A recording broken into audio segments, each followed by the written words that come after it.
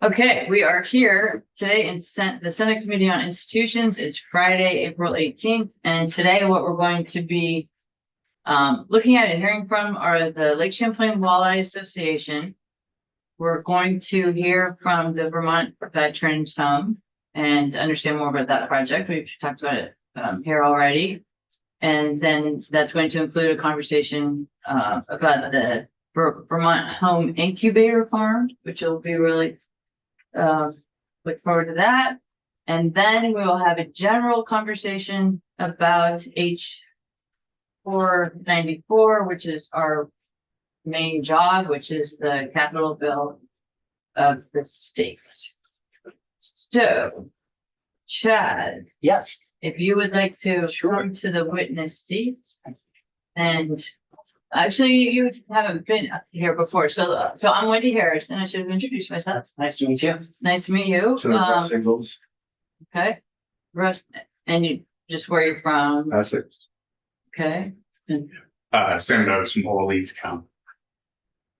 so Senator Joe Mugby, I never know. I know. She pointed the pen at me, so I want to. we're Because I thought you were pointing at Rob at it, so I. keeping everyone alert. Okay, I'm sorry.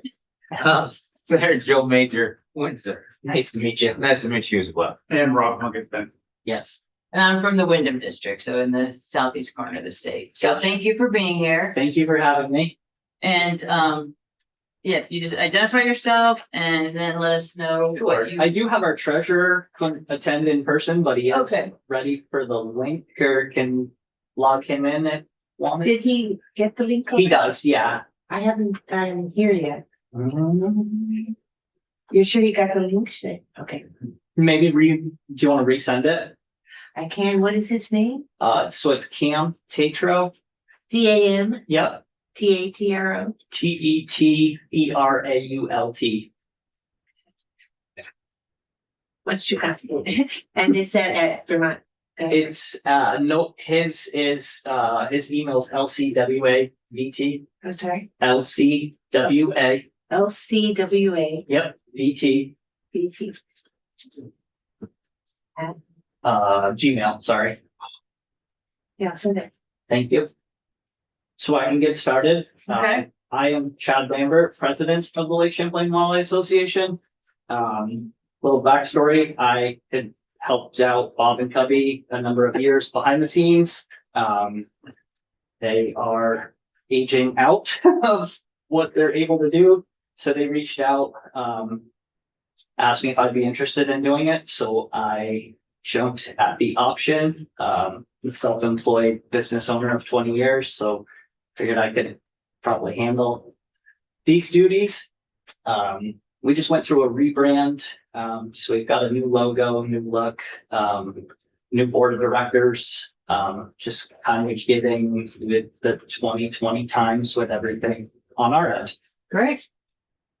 And so just for everybody, so walleye is a fish, which obviously all of you know that, but you can just explain. Sure. So I can go into as much how detail or in general. Well, a little bit of detail, because So what happened, the Lake Champlain Walleye Association was started by a group of fishermen who, in what they call the heydays of walleye fishing, was nothing short of amazing in this lake. Northeast Kingdom, some of the inland lakes. And back in the 80s, there was a lot of overfishing, commercial fishing. Nobody wanted to let them go. They're very good table fare. You know, they're one of the better fish in the lake. So when people caught them, it was hard for them to let them go. They took them home, fed their families. So they just got overfished. The limit back then was 10 fish per angler. So all guys in a boat, they were harvesting 20 fish. So what happened is that population got depleted over a number of years, but it got to the point where people would fish all weekend and be lucky to get one. So these guys created Lake Champlain Walleye Association, researched how to stock them, trying to put more fish back in the lake. In our early days, we dug ponds. We had 4 half-acre ponds on like farmers' fields and whatnot. Bob Sampson actually had 2 ponds on his land. And we raised them it was better than nothing, but it wasn't what we're doing now. You know, the technology has come a long way. Advancements in infrastructure within the hatchery. We have now rendered the ponds, they're done. We actually filled in the ponds and converted them back, restored them right back to what they were, farm fields.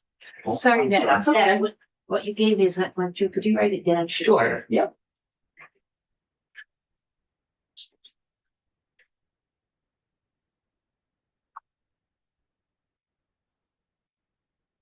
And I don't know if I spelled this neat.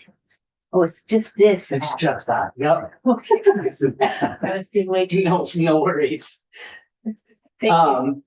So we have the ponds, I have a few notes here, but back. I think the best days, of pond rearing fish and there was some pictures, I did not bring them, I know previously. They would raise them to what were called fry, so they were very, very tiny, like 3/4 of an inch. And at that point, they would cannibalize, they would eat each other, so they had to get them in the lake at that small size.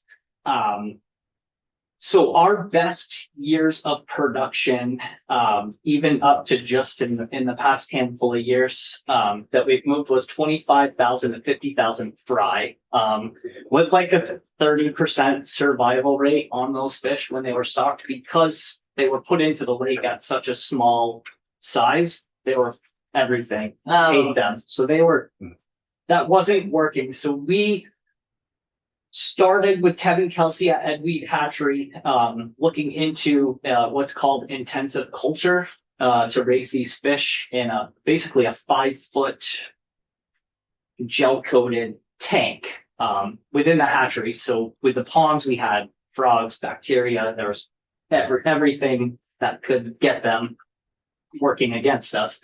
So we started this intensive culture. It was said that it wasn't going to work like it does for salmon and lake trout because of the walleye and how they are. So we actually, the Lake Champlain Walleye Association. I'm sorry, when you say walleye and how they are, what did you mean by that? Just the strain of the fish. So there's cold water fish, warm water fish, and cool water fish. So walleye are like a cool water fish. Okay. So in the intensive culture, the only fish they raise are cold water fish. So they, like northern pike, walleye, those species don't fare well in this intensive culture that works for lake trout and salmon. Gotcha. So Here's a picture of one. They're a perch. they are, Yeah, they're not- perch family, yeah, For some reason, I thought they were a trout. yeah. So we sent Kevin to some schools on the Lake Champlain Walleye Association's dime. He came back, he's like, it's gonna be a rocky road for a few years, but I think I can do it. So we said, go for it. I'm not sure everybody's familiar, but we work hand in hand with Vermont Fish and Wildlife in every aspect of what we do. It's my understanding this grant money is a pass-through grant that goes through Vermont Fish and Wildlife for accountability and what have you. So Fish and Wildlife is instrumental in what we're doing. By no means are we just taking the lead on it. We have biologists, fish culture specialists that are guiding us. So Kevin started doing the intensive culture method, and he raised some sizable hardy fish. But it was just kind of a learning curve, it took a few years. He has now perfected this. And once he got it perfected, we've started advancing. So that's where this money comes into play, is our infrastructure there. These tanks are expensive. We do now currently have 16 of them at Edweed Hatchery. You have to buy them in packs of 2. So the last 2 tanks that we put in, I believe, and when Cam is here, he could tell us exactly, but I believe it was right around $35,000 for the 2 tanks. Those contribute to roughly 30,000 fingerlings when we stock them and make back up. So 30,000 fingerlings per tank, there's 16 tanks. We've perfected this intensive culture method within the hatchery to the point where Saskatchewan was just here copying what we're doing. They got a $9 million grant to build a hatchery. They are mimicking what we have here in Vermont. Iowa has reached out. I believe there's 9 provinces and countries between Canada and the United States that all raised walleye and ponds. That was kind of the thing. And they're all mimicking what we have here in the state of Vermont. So that's really our big attribute to all of this. We hear from fishermen drastic improvements in the walleye fishing in the lake. And we're not stopping in the lake. We've got Bald Hill Hatchery up in Newark, has 4 tanks right now. They are stocking Lake Salem and Island Pond. So we're working on restoring all those historical walleye places that kind of got overfished and outfished, to kind of get that fishery back. Okay, that's terrific. And then, so Cameron is here and Greg, He's not on till next. oh, he's the next person. Oh. So with that money that we're doing, you're buying infrastructure, you're buying these tanks, Yes, basically. so everything, actually I have a couple notes here. So we have a long lasting partnership with Fish and Wildlife. So the funding that is provided, goes directly into tanks, pumps, infrastructure within. I know there's chatter. We just went through our spawning session. So we actually go to the rivers, collect the fish, bring them back to the hatchery and spawn them Oh, wow. at the hatchery. And that's happening outside. The troughs that we store the fish in are outside. We're working on building a big Kwanzaa hut over that, so that all the money goes into enhancements at Edweed, whether it's tanks, buildings, equipment. Right. And then we tend to match or even kind of one up that kind of money. We do some fundraisers. We have a Calcutta, we have an annual banquet for our members. Our membership is up over 300 right now. So I think people are seeing that we're headed down a really good path with this and are happy to support and contribute to it. Terrific. So do you have information about the ask? What you're requesting? So I believe it was 50,000 on a 2-year, as it has been for a number of years. I'm fairly new to taking over. Okay. Bob and Cubby have always been that, but it was a pass-through grant, is my understanding, through Fish and Wildlife for 50,000, Okay, 2 years, 25,000 a year. okay. It's just not on our regular list, so I just need some information, but we can get that. Yeah. Okay. Can you, Okay. one Sorry, go other ahead. thing, Yeah. now, did I hear at some point in time that there's a little bit of a coating that you can put on these fish, so that you can put a light on them so you can tell whether they're your fish or not? Correct. So Can we you talk about that a little bit? Sure, absolutely. So what happens is when our fish are hatched, they go into a bath, this solution, it's oxytetracycline. So there's an otolith bone in the back of their head, and it bonds to it while that fish is growing. And then when we go out and harvest fish, we keep certain numbers of them for sampling. So let's say we handle 400 fish, we'll keep 25, and that will be our benchmark. And you have to cut the fish's head open to get the otolith bone. So we do health study on those fish. So we have a health study specialist within the hatchery that tests the meat, the skin, checks the otolith, does a spine sample. So the spine on a walleye is much like a tree. If you pull the spine out, put it under a microscope, there's rings. So you can age the fish. So what we do in stocking is a 3-year rotation on the rivers. So like this year is the Missisquoi Rivers year, we just took those fish and they take that percentage of fish, crack them open, test the otolith underneath a microscope and can tell in 100% of the fish we sample are fish that came from the hatchery. So the natural reproduction is nil. We did see, I believe we electrofished roughly 450 fish just in the past week. And out of those fish, there was only 4 of them were a 2-year-old class fish, which shows natural reproduction in the lake. All the rest were either 3, 6, or a 9-year-old fish, which are directly coming from the hatchery and what we're doing. So you guys single-handedly are keeping the walleye fishery alive in the state of Vermont. 100%, yes. Yeah. Thank you for asking that question because I wanted him to get as graphic as he possibly could. I was wondering how the fish fared after all that testing. I'm thinking not well. So, and it's a small percentage that we Yeah. have to test, but Oh, you have to unfortunately, test we them. do have to test them to see where they're coming from. We worked with UVM, we put some trackers in them to see where they go. There is a lip ring that actually is very small with a tag number in it. So we tag a number of fish and then we have angler surveys. So as people catch those fish, they can document where they caught it, they weigh it. Most of them will release it, some keep it. But then we have that angler input as well to kind of manage what we're doing.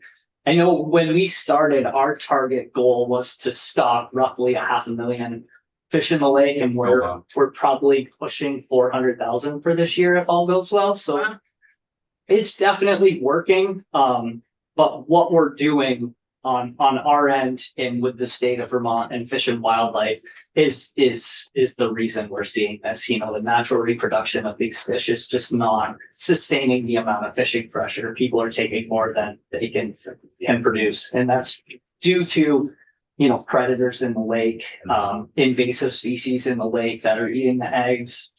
So that's why we collect them, bring them to the hatchery, spawn them. And all the fish we collect to spawn, we took 51 males, 39 females this year, spawned them on Wednesday, and yesterday they went back in the river they came from. So Oh, those nice. fish go right back to where they That's were. good. So we're just assisting them in their spawning practices. Very nice. Very Cool. So does Cameron wanna chime in? Oh, you did. He can read lips. Can you hear me now? Gotcha. Yeah, Gotcha. can hear you now. I'm Cameron. Nice to meet everyone. Sorry I was a little late there. I don't think I have too much to add other than Chad and I took over in March of last year. I'm helping handle the financial side. I'm the treasurer, and I've worked at Burton Snowboards for the last 10 years as an accountant. And so I feel like I can contribute in those ways to helping us out and maintaining our financial excellence.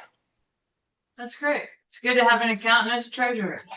Thank you. Okay, so I think that's all we need. Does anybody else have any questions?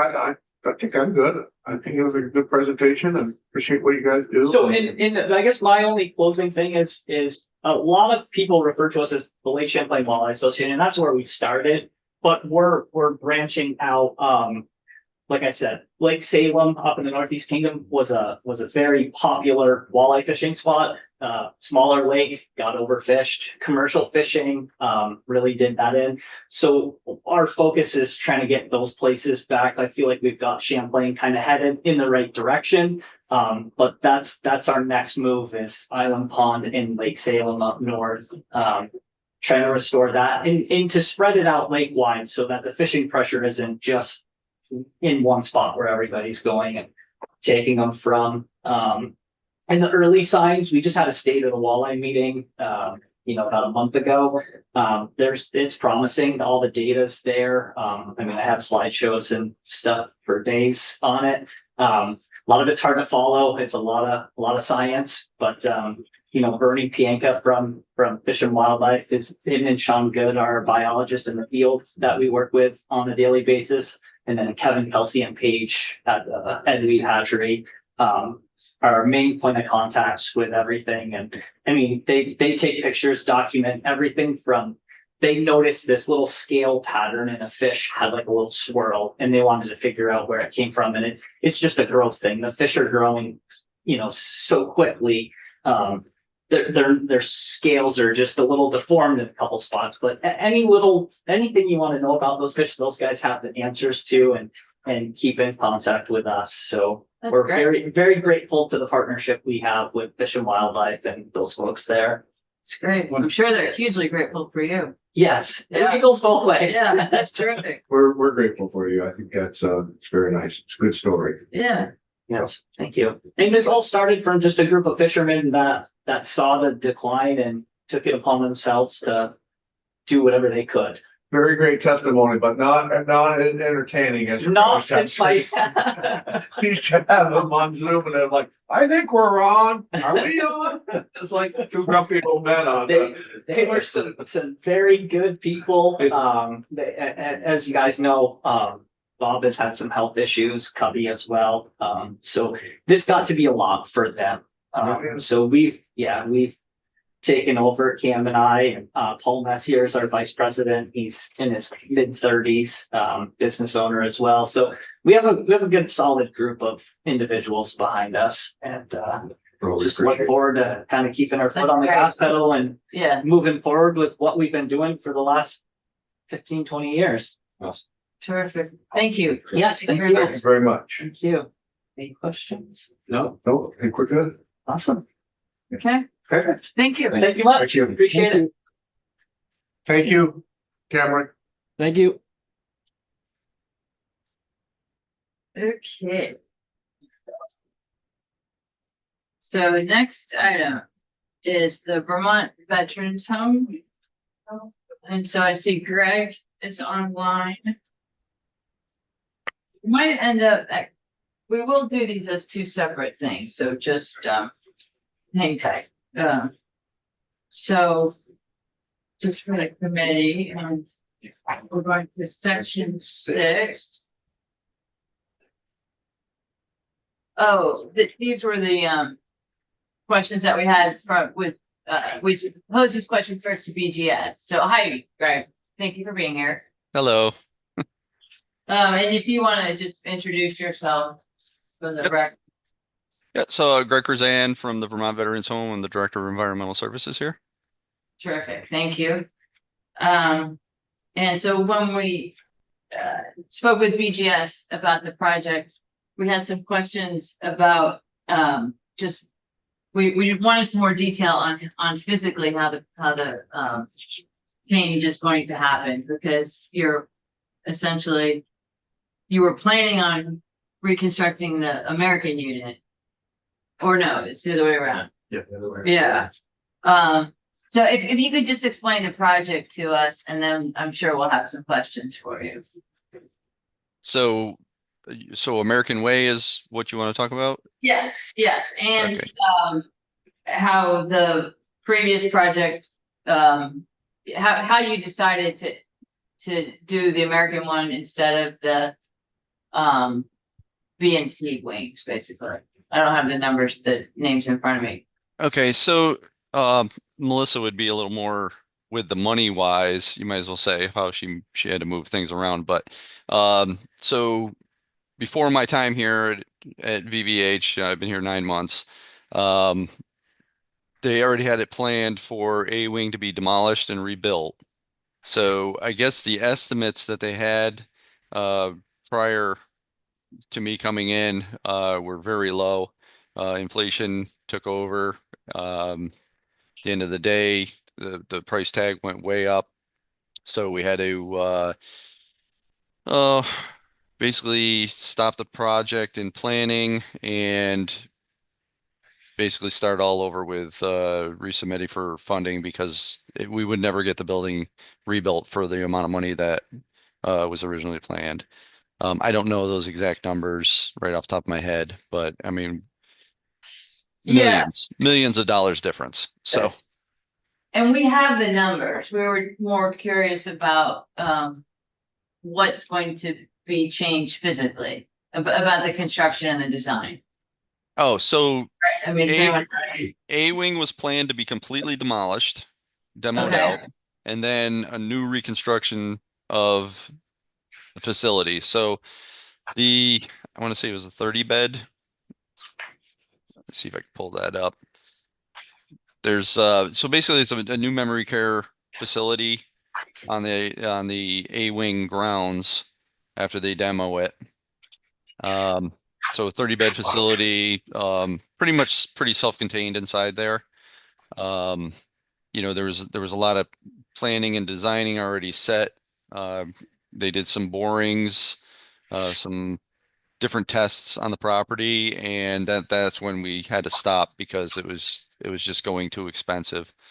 Um, so that's when Melissa decided that she had to pay for some of this stuff. So she took the funds from the B and C wing renovations and transferred it over to make payment on, the progress already made.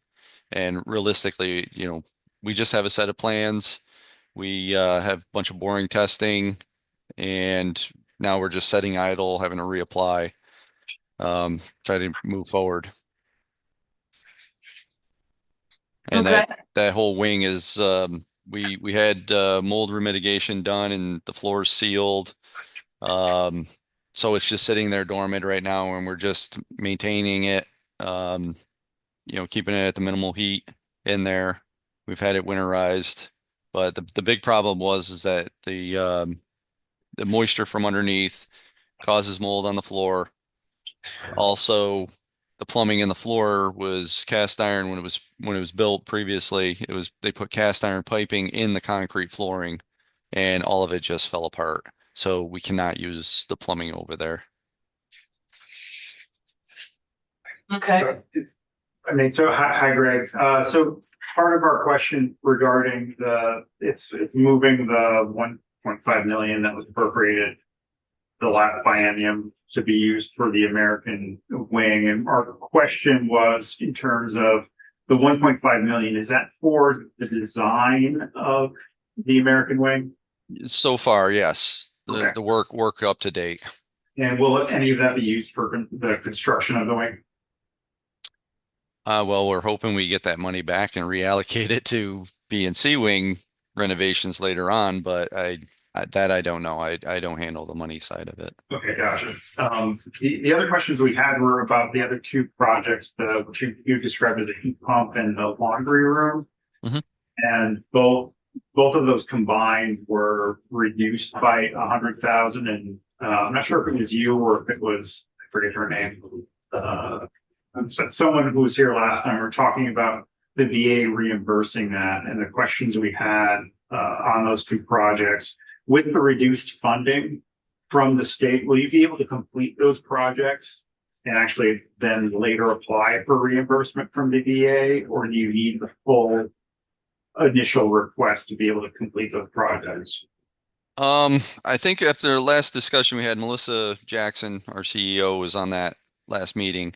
The initial estimates was 730 for the heat pumps and 420 for the laundry room addition. And I believe you said it was 710 it was reduced to for the heat pumps, and then 340 for the laundry area. It's gonna be pretty tight. Okay. So the capability of being able to float the money back and forth between the two projects, we may be able to get it done if I get the right contractors in here to do the work reasonably fast and, at cost effectiveness. All right, those are the questions I had. You did mention a separate sprinkler project, which is completely separate from. Yes, I was a little confused on when she said glycol, which is part of our sprinkler system. So that will be coming up. And she actually has that in her draft for the new capital budget. So we have East Wing, B Wing, and C Wing that need all the sprinkler heads replaced in it.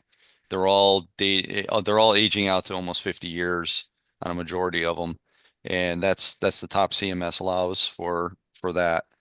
I just had the contractor in here. He gave me a quote on all of it, and it was about 248,000 for him to replace all the sprinkler heads and fill the system with the new EPA standard glycol.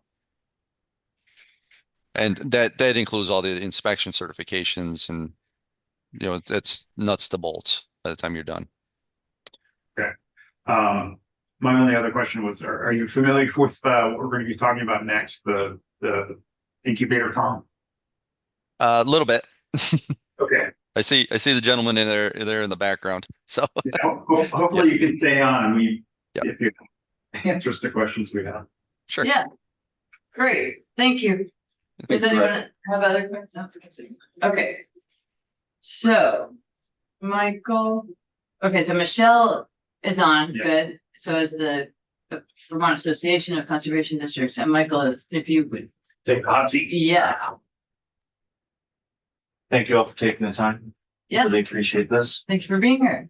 So if you could just say who you are for the record, and then let us know what we need to know. Michael Fernandez, District Manager of the Bennington County Conservation District, here to speak on the Bennington Veteran Incubator Farm, which is a collaborative project that came out of the Bennington Fair Food Initiative.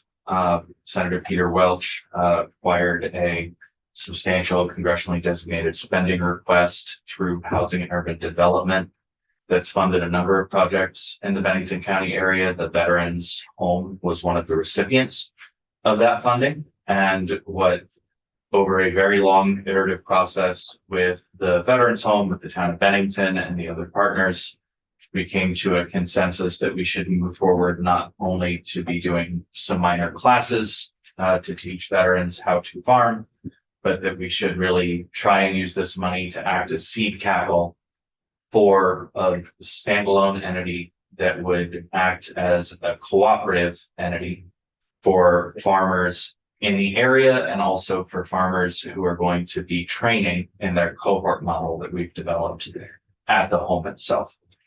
So it's a rather complicated project, but simply put, we're providing a place within the town of Bennington, right in the heart of the town, for veterans, both local and hopefully also in the future, folks who maybe want to move to the area to learn and earn simultaneously, and close not only the land access gap, as most of you I'm sure are familiar, there's significant issues with farmers getting access to land, not just in Bennington County, all over the state.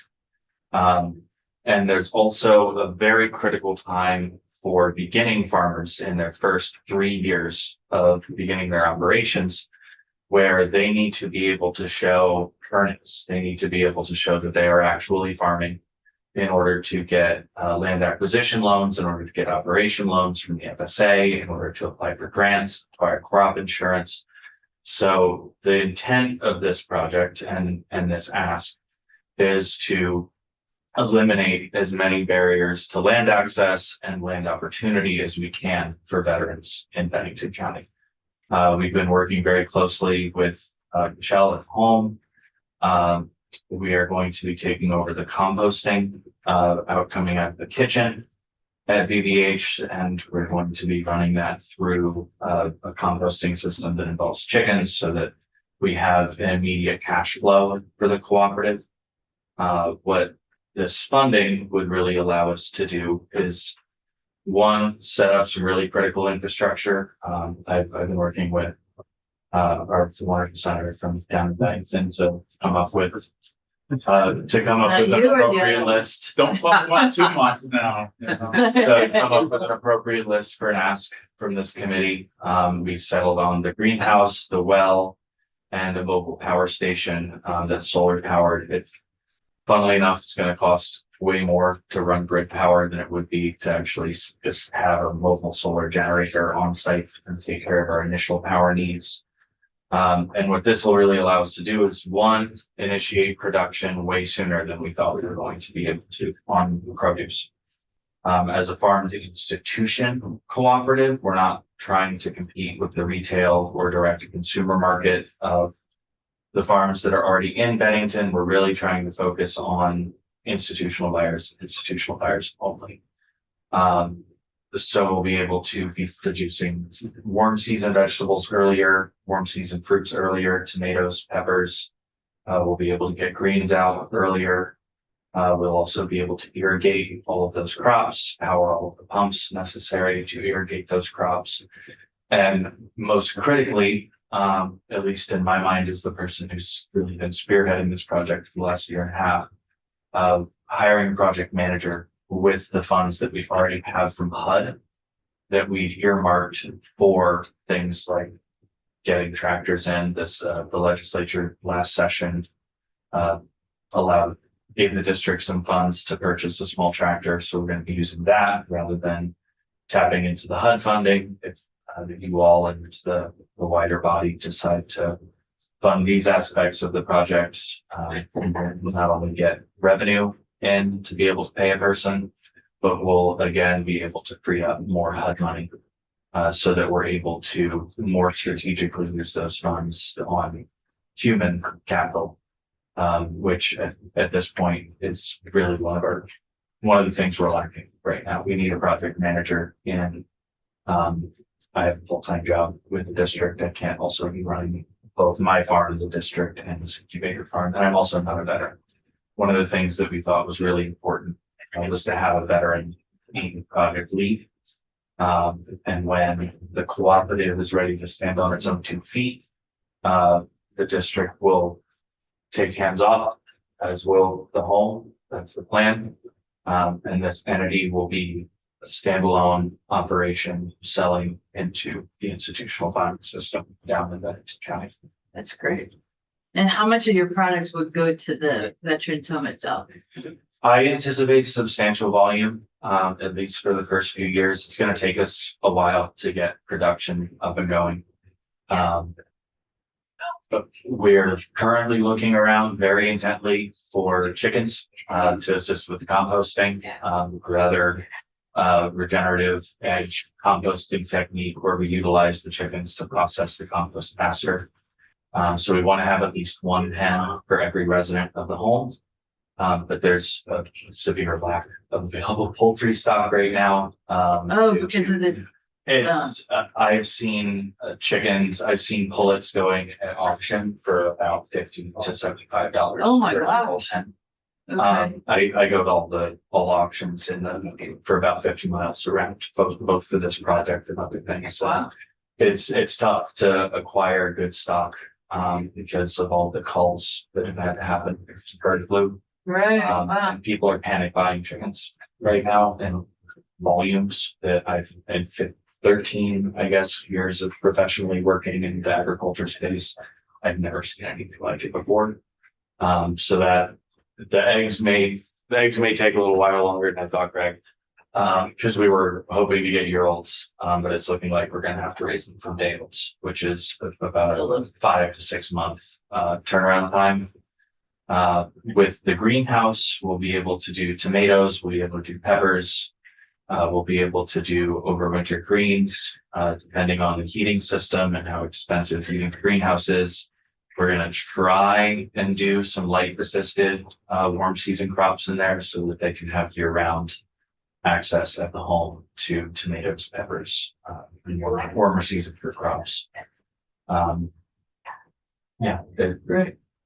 We're also in talks with the Abbey Group to begin selling once we exceed the capacity of the home, to be able to sell directly into the school system at a fair rate that both makes the Abbey Group and the schools happy and can be a viable option for the veteran farmers in our immediate area. Great. And we do have materials, right? Do we have? We just have the list that was sent. Because I was gonna ask, in terms of what you're actually asking for, if you can give us a little more detail on it, if you can send us, Yes. sort of a closer sheet on it. And if you have photographs of these things or pictures, because I know the greenhouse is like a really huge thing. Yep, 30 by 96. It's a pretty sizable building. So at least for right now, the 3 things, can you talk about them? Yes. How much each of them would be? So the greenhouse, we were quoted out from Rimmel Greenhouse for a 30 by 96. I believe it's their Nor'easter model, which is a Gothic arch style greenhouse. Shed snow really well. The steel is all domestically produced. Well, I have been warned by the vendor that tariffs are going to impact the prices on all of that.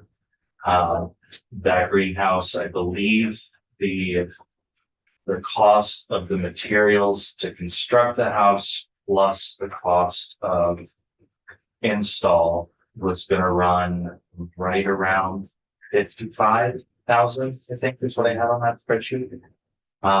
So estimating about 50% of the cost of the house to do the install, with contractors who actually know what they're doing. Most contractors don't know how to install houses, so you have to get a specialized contractor to install that house.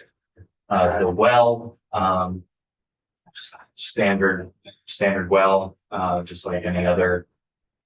We can't use a Sandpoint well in this area because of the significant concerns around PFOA contamination in the watershed. So there is a well directly adjacent, but it is a very shallow well. And I would anticipate some PFOA in that water just because of the proximity to the contamination source at the chemical facility in Bennington. So we need to put in a deep well that isn't going to be impacted by that. And we'll also let it be installed some water filtration to ensure that that water is clean. The other item. So what's the cost of the well? 16,000. Yeah, we're just trying to get an idea. Okay. And then the last item that met the capital requirements, because I did send a rather lengthy list, that I realized after I sent it, a lot of those weren't capital items, by your definition. And, it's the Sun Titan T30, which is the largest current mobile solar generator that we've been able to find, readily available on the market. And that was roughly $56,000. And just to put it into context, it was going to cost about $55,500 to run grid power. And then the incubator farm would be incurring the cost of paying for power. And given the current state of our funding and the relatively small volume of revenue that we're going to anticipate for these first couple of years, we thought it would be wise to, rather than plugging into the grid, have a piece of equipment that could generate that power. And then if our goals are met and we're able to expand beyond this initial campus, we do bring in grid power at some point, that we'd be able to use that piece of equipment to power operations on other parcels that we bring in to the cooperative. Okay. Sounds like a great project. Yeah, there's to be more. Yeah. It's Can you describe the whole thing. The 10,000 foot view. Yeah, I'll do my best. So like I said, we're hoping to not only train new beginning veteran farmers, we're actively recruiting veteran farmers within the entire Battenville watershed, so that not even just Bennington County, we're looking at Berkshire County, we're looking in Washington County, Rensselaer County, and Bennington County. Anyone who's been down to our neck of the woods knows that we're very socially and economically integrated across those state lines. The agricultural community is very fluid across that area. We're certainly focusing more on Bennington County, but the farm itself is both a training and processing hub. So we'll be recruiting beginning veteran farmers to serve a 3 to 5 year stint. I say 3 to 5 years because ultimately I'm not the boss in this situation, but we're holding these funds in trust for their cooperative when it is able to fully form. It takes about a year to a year and a half to go through all of the legal processes required to form a formal cooperative enterprise. So those cohort members will be trained by the district, by our network of technical service providers from both within the county and all over the state. And then at the end of their term, we will be working with those graduates to help pair them with local farmlands that is in transition and facilitate their access to federal cost share programs. We're also going to be doing that at the home itself. It's kind of the linchpin of our entire strategy. Is a lot of what the districts do is leverage funds, especially federal funds through the Environmental Quality Incentives Program and Conservation Stewardship Program. So we're using this initial seed money from HUD and hopefully the capital items from the state to be able to turn this $115,000 and multiply it by orders of magnitude. So we're able to install regenerative agroforestry operation on the vast majority of the plot that we can not only use as a sale item, but also as an educational tool, as an agrotherapy tool, both for the veterans who are members of the cooperative, but also residents of the home. There's an immense amount of research that's been coming out over the last number of years on a whole bunch of projects, many of which recently lost their funding because they won federal grants, demonstrating the salutary elements of working with the land, working with soil, just being outside in the sunshine, the impact it can have on PTSD, the impact it can have on all kinds of health outcomes for veterans. So that element, the utilizing these NRCS cost share programs, other state grants, foundation grants, is really how we plan on taking this from what originally was intended to be a very small project, like run a couple of classes for veterans, into something that the partnership genuinely believes can be a long-standing institution within the town of Bennington, within Bennington County as a whole, and can start addressing both the land access issue and the farmer aging crisis. All of our farmers are starting to age out, and without that really critical, I can't emphasize this enough, that incredibly critical first 3 years of proving revenue so that these farmers are able to access capital to acquire land.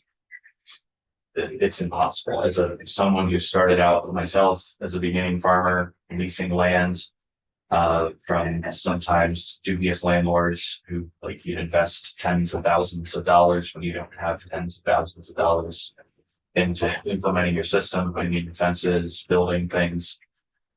And then you get 2 years in or you get a year in, next thing you know, landlords change their minds and you're out. Or a family member dies and then they need to sell the farm. So by providing this space to learn and earn at the same time, we're, to the best of our ability, eliminating that barrier, the land access, so that men and women who served this country through the Global War on Terror, through the Gulf Crisis, through Vietnam, that they are able, regardless of age, regardless of ability, regardless of circumstance, to have access to that natural capital of land, and also the intellectual capital provided by all of the farms that are also pitching in. We have a number of farms that are acting as mentors. Particularly want to call out TrueBit Farm. They're going to be a really critical partner on the vegetable production side. And yeah, I can't stop gushing. Yeah. It's been my baby for a year and a half, and it's finally kind of coming to fruition. Well, that's great. That's terrific. And so you are getting assistance from via another committee? Was it economic development or? Michelle, that's a you question. Where we got our one-time funding request from last year, was that ag? I think that I don't know who suggested it because I'm new at VACD, but the appropriations committees put into the budget last year some one-time funding for the districts that they used to fund equipment and capital needs. So a lot of the districts used it to fund equipment that they need to do their work. And in Bennington's case, it was a tractor. So a tractor was a pretty common purchase actually for the districts. And we're not talking a big tractor. We're talking a BCS walk behind tractor, 13 horsepower. I recognize that probably none of your farmers. Not yet. Very small tractor. But maybe. That's hurtful. Maybe, He maybe. milks one cow, now he's a farmer. Huh? Maybe I It's a missed bad that. turn. You know, Yeah. wow. Yes, I'm both a veteran and I've milked a cow this year. There we go. I mean, You're well on your way. So Well now- on your way. Well, Yeah, let's, I see a position of leading it in the Yes. future. It's a very small tractor. It has the ability to run a number of implements. It's very useful. But as far as being able to do large scale work, mostly you'll need hydraulics, you'll need a bucket. You'll need root grapples, you'll need a whole bunch of attachments. So we went very economical. So that we were able to start, but we're real scrappy at the districts. So we wanted to start small and then build on our success. And if we need to purchase additional equipment, we'll explore that further down the line. yeah, it's just helpful for us to know that you've already been, in our system, basically. Yes. Yeah, that's great. Just the land that the farm is gonna be on, it's all veterans home. Correct. Then the farm's gonna be leasing it from the veterans home, is that? So that's a good question. The way we have it structured currently. The Conservation District is leasing the land from the veterans home. While we're forming the separate corporate entities that will house the Veteran Incubator Cooperative. We're still in talks. We're working with an attorney to figure out if we need to go the nonprofit route initially and then move into a cooperative, or if we need to start straight out gate as a cooperative. But the co-op will be leasing the land, subleasing the land from the conservation district. The district is also working on a couple of projects. We're installing as I showed you, a perennial state and foods nursery. So chestnuts, hickories, elderberries, that basically the stuff we're planting out through our NSCS contracts. Huge supply chain problems with that, and they're also exorbitantly expensive, and we don't feel like they need to be. So the district has a small portion of the lease that we're still going to be utilizing for district only activity. And then in order to optimize the land access success of these veterans after they leave the farm, it's looking like the best route is probably going to be for each individual cohort member to have a nested enterprise lease, is the term of art that we've been using. So if a veteran's really interested in apiculture and becoming a beekeeper, they would essentially lease out that portion of the operation. If we build out beehives, we probably will. Pollinator services are really important to increasing crop yields. Then we'll have that enterprise, and then we'll be free leasing that portion of the enterprise to that veteran so that they can do the work, put in the sweat equity, earn the value of their portion of the enterprise, and have their own record of successful engagement in agriculture. Because if they're just an employee of the cooperative, then they're not necessarily getting the same benefits. So it's nested cooperative enterprises is the term that we're using in-house. Kind of niche, I know. But I think it best captures what we're trying to do. That's very cool, actually. Do you, there's a group that helps co-ops. There's several. Right, but there's a Vermont one in particular. So you might want to Take talk to notes. them, and there were issues on how co-ops are handled by the Secretary of State when you go in to establish them, and I hope some of those issues are passed. We talked about that a couple years ago. Most of our interaction has been with USDA rural development on how to get it done. So Okay. if you can refer me, that would be fantastic. Okay, so I can send something to you. I don't have it, but it's basically the Secretary of State is where you go to establish a co-op in Vermont. And then I can get you the information on that other entity. And then how much land are you talking about? 12 acres. Oh, all this on 12 acres. 12 acres to start. We're very interested in a couple of additional parcels.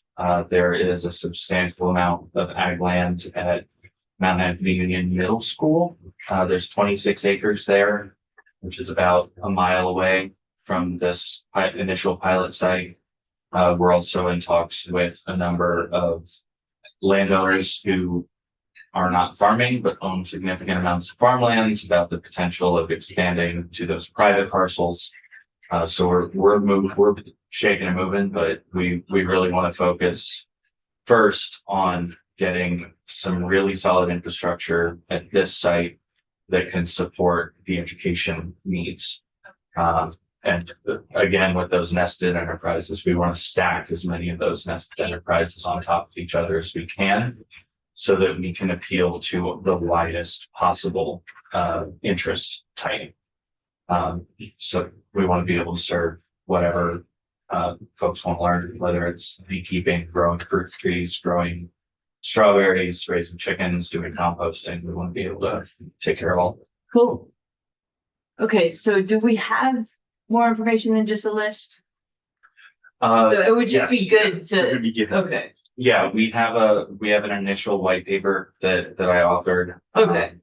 We also have the project proposal from HUD. We've got a budget. I got a whole. Great, bunch of so- that I can send you guys. perfect. And so you would send it to Linda. I'll get your email address. Okay, all right. Any other questions? Any other, yeah. All right, this is great. It's really exciting. It's very cool. I'm really glad you guys like it. Could be a good model for the rest of the rest of the country, the rest of the state. I'm, and we discussed this, at our meeting there. We've stolen this idea from a number of places. California has ag parks that conservation districts run, that aren't veteran focused, but are any member of the community can come and lease out a plot. So taking a community garden a step above. And then the Virgin Islands Department of Agriculture also runs a similar program where they own a bunch of land that they lease out to local farmers Cool. on 5 to 10 acres. And Michelle has something to say. We could. I was just wondering if Michael could mention some of the private sector funding that the project has received. Suburban Propane gave us a sizable donation to purchase and implement for the BCS walk behind tractor. That's gonna really help us a lot. We've also been in very deep discussions with Ocean State Job Lots Foundation. We're pretty decent at private fundraising. We've got a number of fundraisers scheduled. The Apple Barn, which is a farm in Bennington, has been running fundraisers for us, and we're keep trucking along. That's great. Thank you. What is your farm? I'm Battenville Brooks. We just started this year. Don't even have the website up yet. But we do. Right now, I'm mostly selling knotweed pickles because they have a lot of Japanese knotweed, but it's going to be prescribed grazing running through elderberry and yellow-butted hickory polyculture. Very cool. Thank you for doing that. Great. Thank you. Thank So you. much. Thank you all so much for taking the time.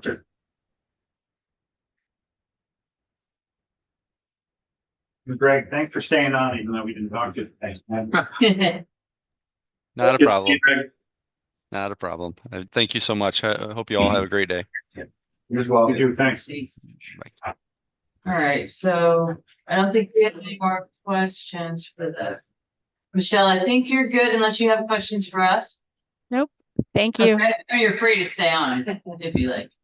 That's all right. Thanks very much. Okay, thank you. All right. So now we will go to the bill. I doubt we'll be voting on it since we haven't even talked about the language. So, Scott, I think probably you first and then, We need to sit together. yeah, or together, sure. I'll let you have the conversation. So let's, how about we start from the top?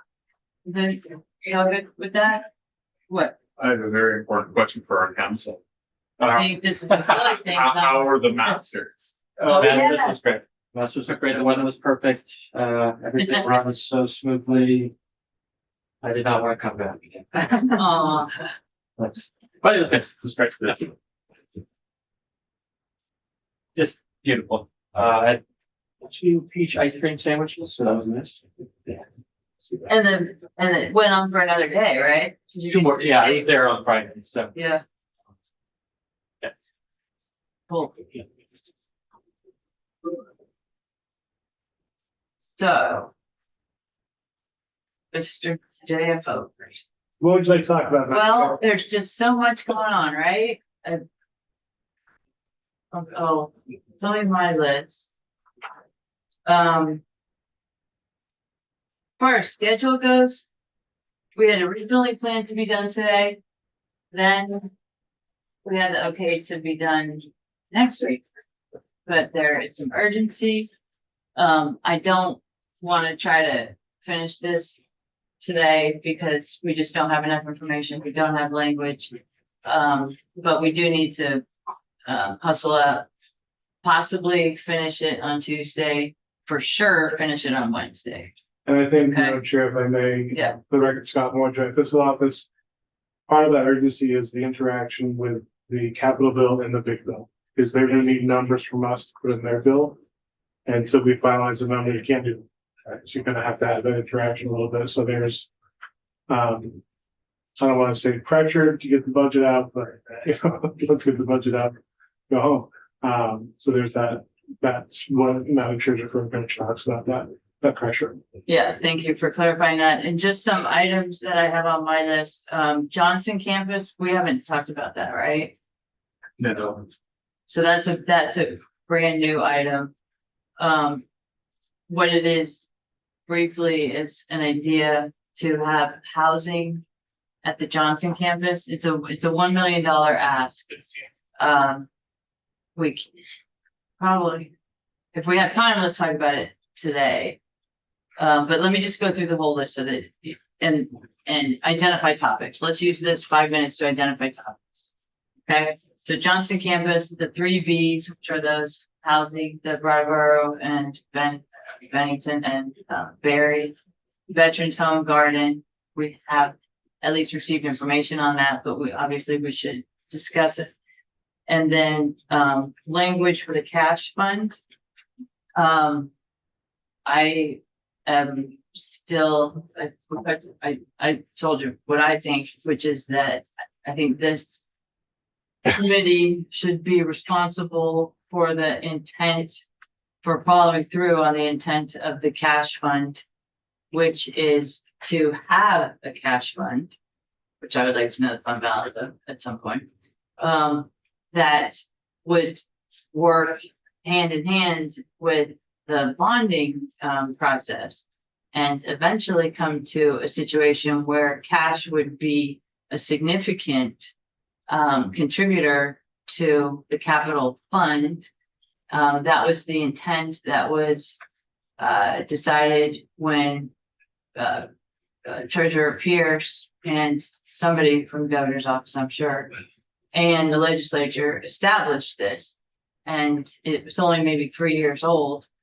But I think at this point, unless we want to suggest some other structure, I think we should abide by that structure to the extent that we can. I think that's our responsibility on this committee. That's my feeling.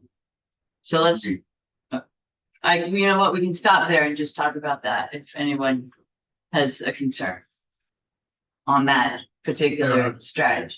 I don't have a concern. At the beginning of the session, I think it was Nick Kramer was here, and some of the language that was recommended by the governor was to take the 4% or less language and lop off The or less. Right, and we tried to push done that, and that was just had got a little pushback from across the hall. No, sure. So. Yeah, all right. But that was what originally the governor had been looking for. Which was to open that can of worms. Well, the That or would be less the intent. to me is not as impactful as just implementing it. Well, I think, Madam Chair, you're implementing it. We're getting the 4%. We're just not keeping the 4%. Right. And when we say keeping, that doesn't necessarily mean using it for projects. At some point, we're supposed to be saving it for the future. That's, Well, I think it's not meant to be saved for the future. It's meant to be in the capital bill to use towards projects that will minimize the amount of interest that you either pay or accrue.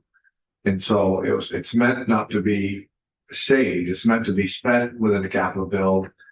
And by paying off either bonds early or not bonding for dollars that you don't need to bond for, causing interest pressures over time, that will create more monies within the capital bill. Right, but when I read the statute, there is an intent to have an increasing fund balance.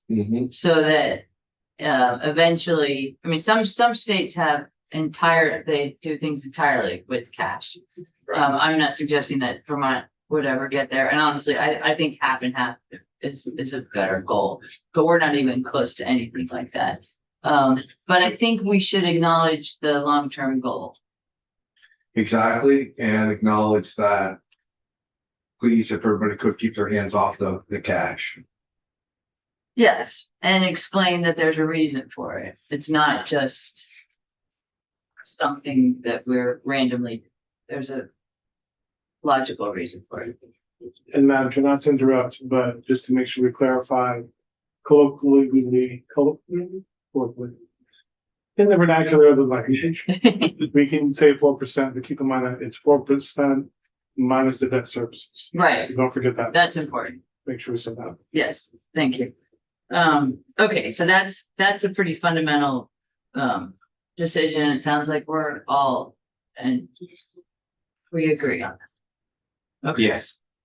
Okay, and then I have some random notes, 2 to 3 years to, If we're adding some dollars, I'd like to at least keep in consideration for the walleye. oh yeah, no, the walleye yeah. So the walleye veterans home. Was there something else? Did we get clarification on the correction of Wi-Fi yet? No. Does anybody know that? I heard in the hall that they had gotten what they needed from the general fund, the operating budget, the big bill. But I don't I know. would just like to clarify that. Yes, we should. Okay. Because I that's something that we said that we would work really hard to try to make sure that they have. Yeah. I just want to make sure that they have it in some way, shape, or form. Okay, are there any other projects? I think we Or got do you know- clarification. Do you know the answer? I don't know the answer to that, but one other project you had mentioned was 70,000 a year for the dry hydrant. I thought that was. Is that just a number change? Because the dry hydrant is here. I think they were asking for more than the governor had recommended. Okay, so So that's there is good. money in there, but they were saying they had wanted an additional 140 or 70,000 a year. I think we have 25 a year, sounds like. Yeah.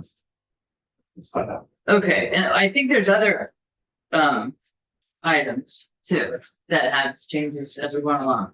So are there any other new or any other items that are not in the spreadsheet? Yes, To piggyback, Senator Point, the oral less language, I would be happy for some of those forms. Okay. Yeah, I don't know if we can have that in there just as part of our draft, just to see what it looks like. But, you know, we have the walleye people in here, and we can't go fishing without worms, so. Probably. Well, I tell bad jokes. it does need to be a competition to the farm. Okay, and so that's when we get to the language. And I don't know if we even have any of that language in the bill right now, because that's a whole separate statute. John Gray asked what is the council? Yeah, we don't have this specific section. We don't touch the current capital bill. Okay. But it'd be easy to add if you guys want to. Well, I'd like us at least to read it together. Sure. And understand what the existing statute says I about. can do that right now if you want to. Okay, that's actually a really good place to start. And one other thing, I know I saw her in earlier today, the Lake Champlain International. Yeah, Yeah. I'm gonna just say no on that one because it's very much not capital. And that is, I mean, we can talk about it, but I'm gonna be hard to convince on that one because it's not capital and there are other places that money can be found. Does anybody want to talk about it? I mean, if we're going out on next week, I could. So I hope we're very grateful in the hallway, but Yeah, we have to make decisions by, I mean, if she wants to come in on Tuesday or Wednesday, that's fine, but I suggested that she look at some other okay. sources because A&R would be a good place for her. And, there's another one. I don't know if you guys remember. Sorry, this is about so. Yeah. Sorry, what, I don't remember what the other one was, but we can talk about it, but that one's different than the walleye. Because the walleye, they're actually, using it for capital and they're, it's an existing program with Fish and Wildlife, and that one, as I heard, is an event. So way that we were able to use the black fund is we were used to that cash. When we had all of our cash. So we were able not to have it as a capital expense. Right. Okay, so that's something that we'll talk about at That's the what I brought policy. up. Yeah. She mentioned it was in capital bill before. That's what I brought up. Okay, so I want to be strict about what we pay for and have it be capital, but however the funding comes through, it's, because even the design that we use, that we haven't used cash for, and it does make sense, the design still is part of a capital program. It's just the initial part. Okay? We're good? Okay. So let us see the language. Just a second. I think the Zoom link is coming through and then I'll screen share. Yeah. If you need to do something. No, I think, but thank you. If we all sit very still, very quietly while we wait for the link, YouTube will think there's problems, so let's we can prank YouTube. Oh, like just keep moving? Well, don't move at all, nothing will be broken. Oh, don't move. Okay. Oh, people walking. Well, we don't want to confuse people. There's enough anxiety about government these days. You know, Nothing yet. sometimes it's kind of slow. Yeah. Oh, page.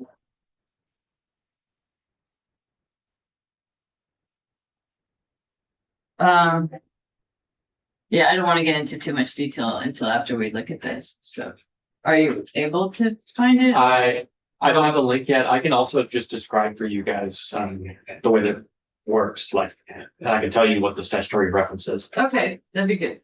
So we're in Title 32 and it's section 1001B. Just to call out, I think I've said this before in here, but when we run out of room in the green books, we started using letters at the end of the section. So that's not a subsection B, it's literally 1001B is the section. So Title 32, section 1001B, this is the cash fund for capital and essential investments. Two sub-accounts. So when you think about the capital infrastructure sub-account, and that's to defray the costs of future capital expenditures that would otherwise be authorized in the Capital Construction Act. So your classic capital bill projects, and paid for using GO bonding authority. And then there's the other infrastructure essential investments and reserve sub-account, and that's for essential investments and infrastructure needs. Creates reserves for these expenditures and makes continued appropriation for other infrastructure investments as authorized by the General Assembly. But typically in this room, we're talking about that sub 1 or A, as folks sometimes reference it, the capital infrastructure sub-account. But just know that there are two sub-accounts and you can use both. There's nothing to say that you can't use both. The capital infrastructure sub-account consists of, I should say it may consist of, so that's actually significant for purposes of discussion that we're having around the 4%. The capital infrastructure sub-account may consist of transfers made by the General Assembly of 4% or less of the last completed fiscal year's general fund appropriations.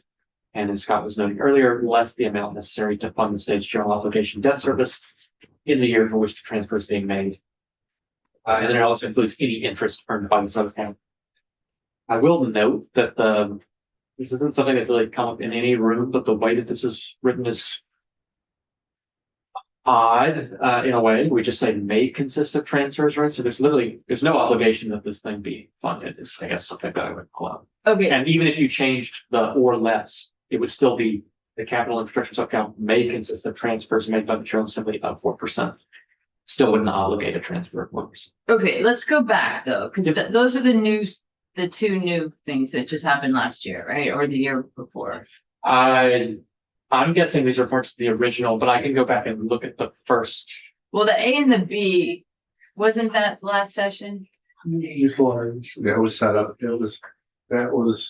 it might not have been proposed that way, but that's the way that Senator Kitchell set it up From the very beginning? from the very beginning.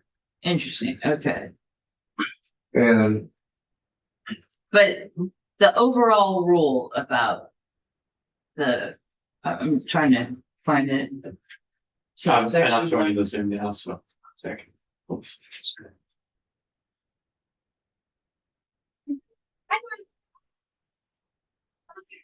I just go straight to 14, so but maybe. You don't have to get it to 1,000. Instead of.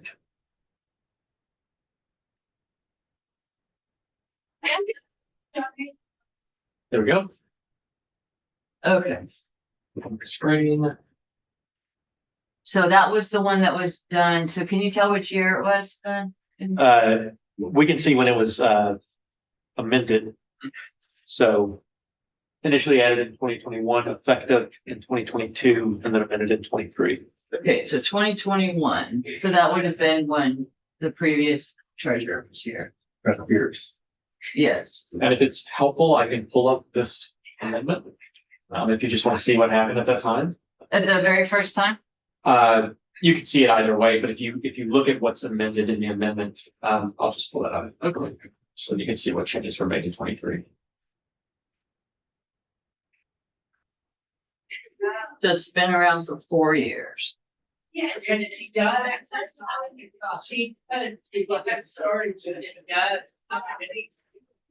And screen sharing is paused, that's why you're not seeing it right now. And actually, Senator Rader, you said you had to leave at 3. So what is the highest priority for you in 10 minutes? I mean, the housing, but. Oh, Yeah. the 3, Yeah, okay. And then there's another one that you gave this. and we're not gonna know about the Wi-Fi. So, yeah, Okay, so this is What happened in 2023. So previously this was called the Capital Expenditure Cash Fund, became the CAT Fund for Capital and Essential Investments. 2 sub-accounts. So this is what added that other infrastructure piece. Initially, this was, I'm just going to read through the struck and underlined text so you can see what it was before.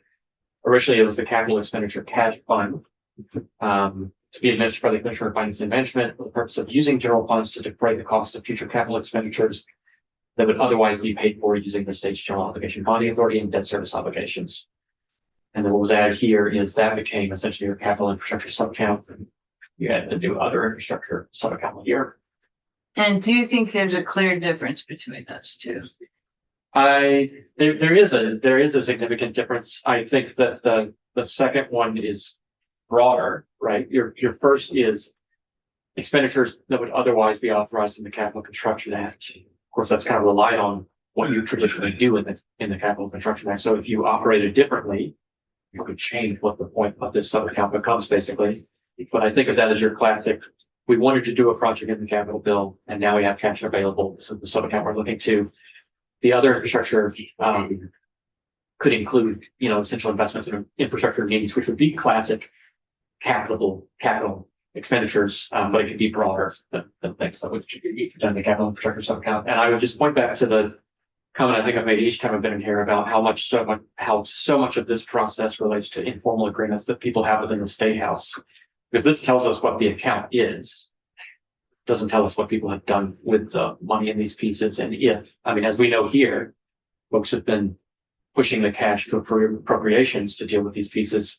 So it could be that in the background, this was thought of as appropriation sub-account and this other one is your sub-account, but that wouldn't show up in the text of the law. It would just be that's the informal agreement that folks have had. That makes sense. Right, but the informal agreements have been only happening for 4 years, so. Yeah, I'm not saying that. Right, no, but I appreciate you bringing that up, because I think we should clarify it and just have more clear expectations, yes. And I agree with all that.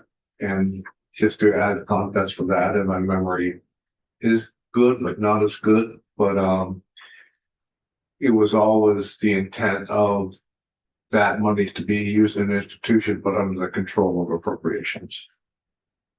Well, that's not part of this, and I don't know if that would be appropriate to have in statute. I don't think we would have. Yeah, we don't. That is statute. But, yeah, that is the choice that people are facing this session. I mean, this keeps coming up.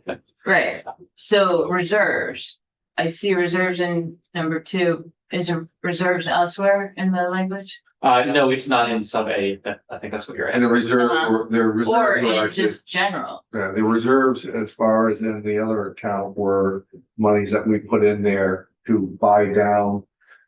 When they were in here talking about the water funds and all that infrastructure, IGA, all those, we shut that up to put those dollars in there because there was a buy down list, I think all the way up to 2027 of dollars that we were going to, access, and they needed a match. So those are match dollars to buy down those, IIJA funds or whatever to go to, clean water and wastewater and all that. Yes, so when we do reserves, what does that mean? It just creates within an account, it's just like a fenced off area, basically. Yes, and how does the fence work? But based on what you prescribed, the purposes of so for instance, in the school, the big education transformation bill, we have a reserve set up and we specify what the specific funds are that are deposited into that reserve. They remain part of the ed fund in that case, but they are situated exclusively within this reserve and they're treated sort of separately.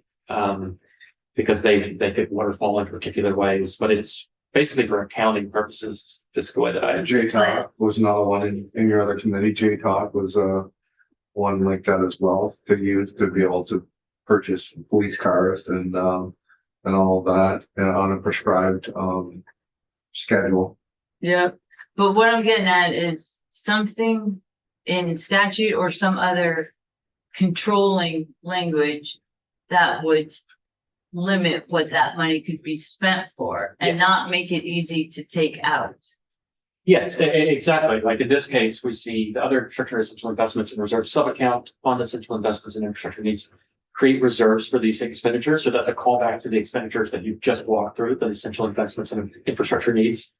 That reserve then wouldn't encompass anything beyond. It wouldn't contemplate something beyond those kinds of expenditures. So we do specify, like if there are constraints provided, you don't just say we've created a reserve and then nothing, you have to provide something. Right, I would hope. So, I think Scott, yeah. Yeah, if you look in the big bill from the past couple of years, there was 25 million set aside in sub-account fee for the purposes of clean water. And it says, literally, we're reserving this 25 million. I think in the big bill, now there's kind of language that unreserved is just spending for the matching funds. I'm sorry, say that again? That in the language. Oh, that unreserved. The unreserved is to send some money to AOT, agency transportation, and some to like. So there was 2 different lots of that 25 million that would, mechanically would go from the reserve section, unreserved, transfer over, then transfer out. So that's kind of how the mechanics of it works. And then it's for clean water, some to be spent by transportation and some to be spent by ANR, but it's all A&R. clean water. You're saying it's all clean water, right? So it was, and if someone tried to use that money for something else, there would at least be. For dry hydrants or something else, and it's not reserved for that purpose. Okay. And another thing to say, just in this context, in terms of constraints, right? We're talking about the sub accounts and the reserves, but then the appropriations themselves that are for particular projects and draw money from the funds or the sub account or the reserves also apply restrictions too, right? So they're specifying a particular purpose for which that money would be put, and you couldn't vary from that either. So reserve is reserve and the sub-accounts are constrained by the general purposes. And then the authorizations supplied for the particular project with the authorization. Okay, You keep scrolling through just so you can see the amendment, just so you can see what came. Yes, from 2023.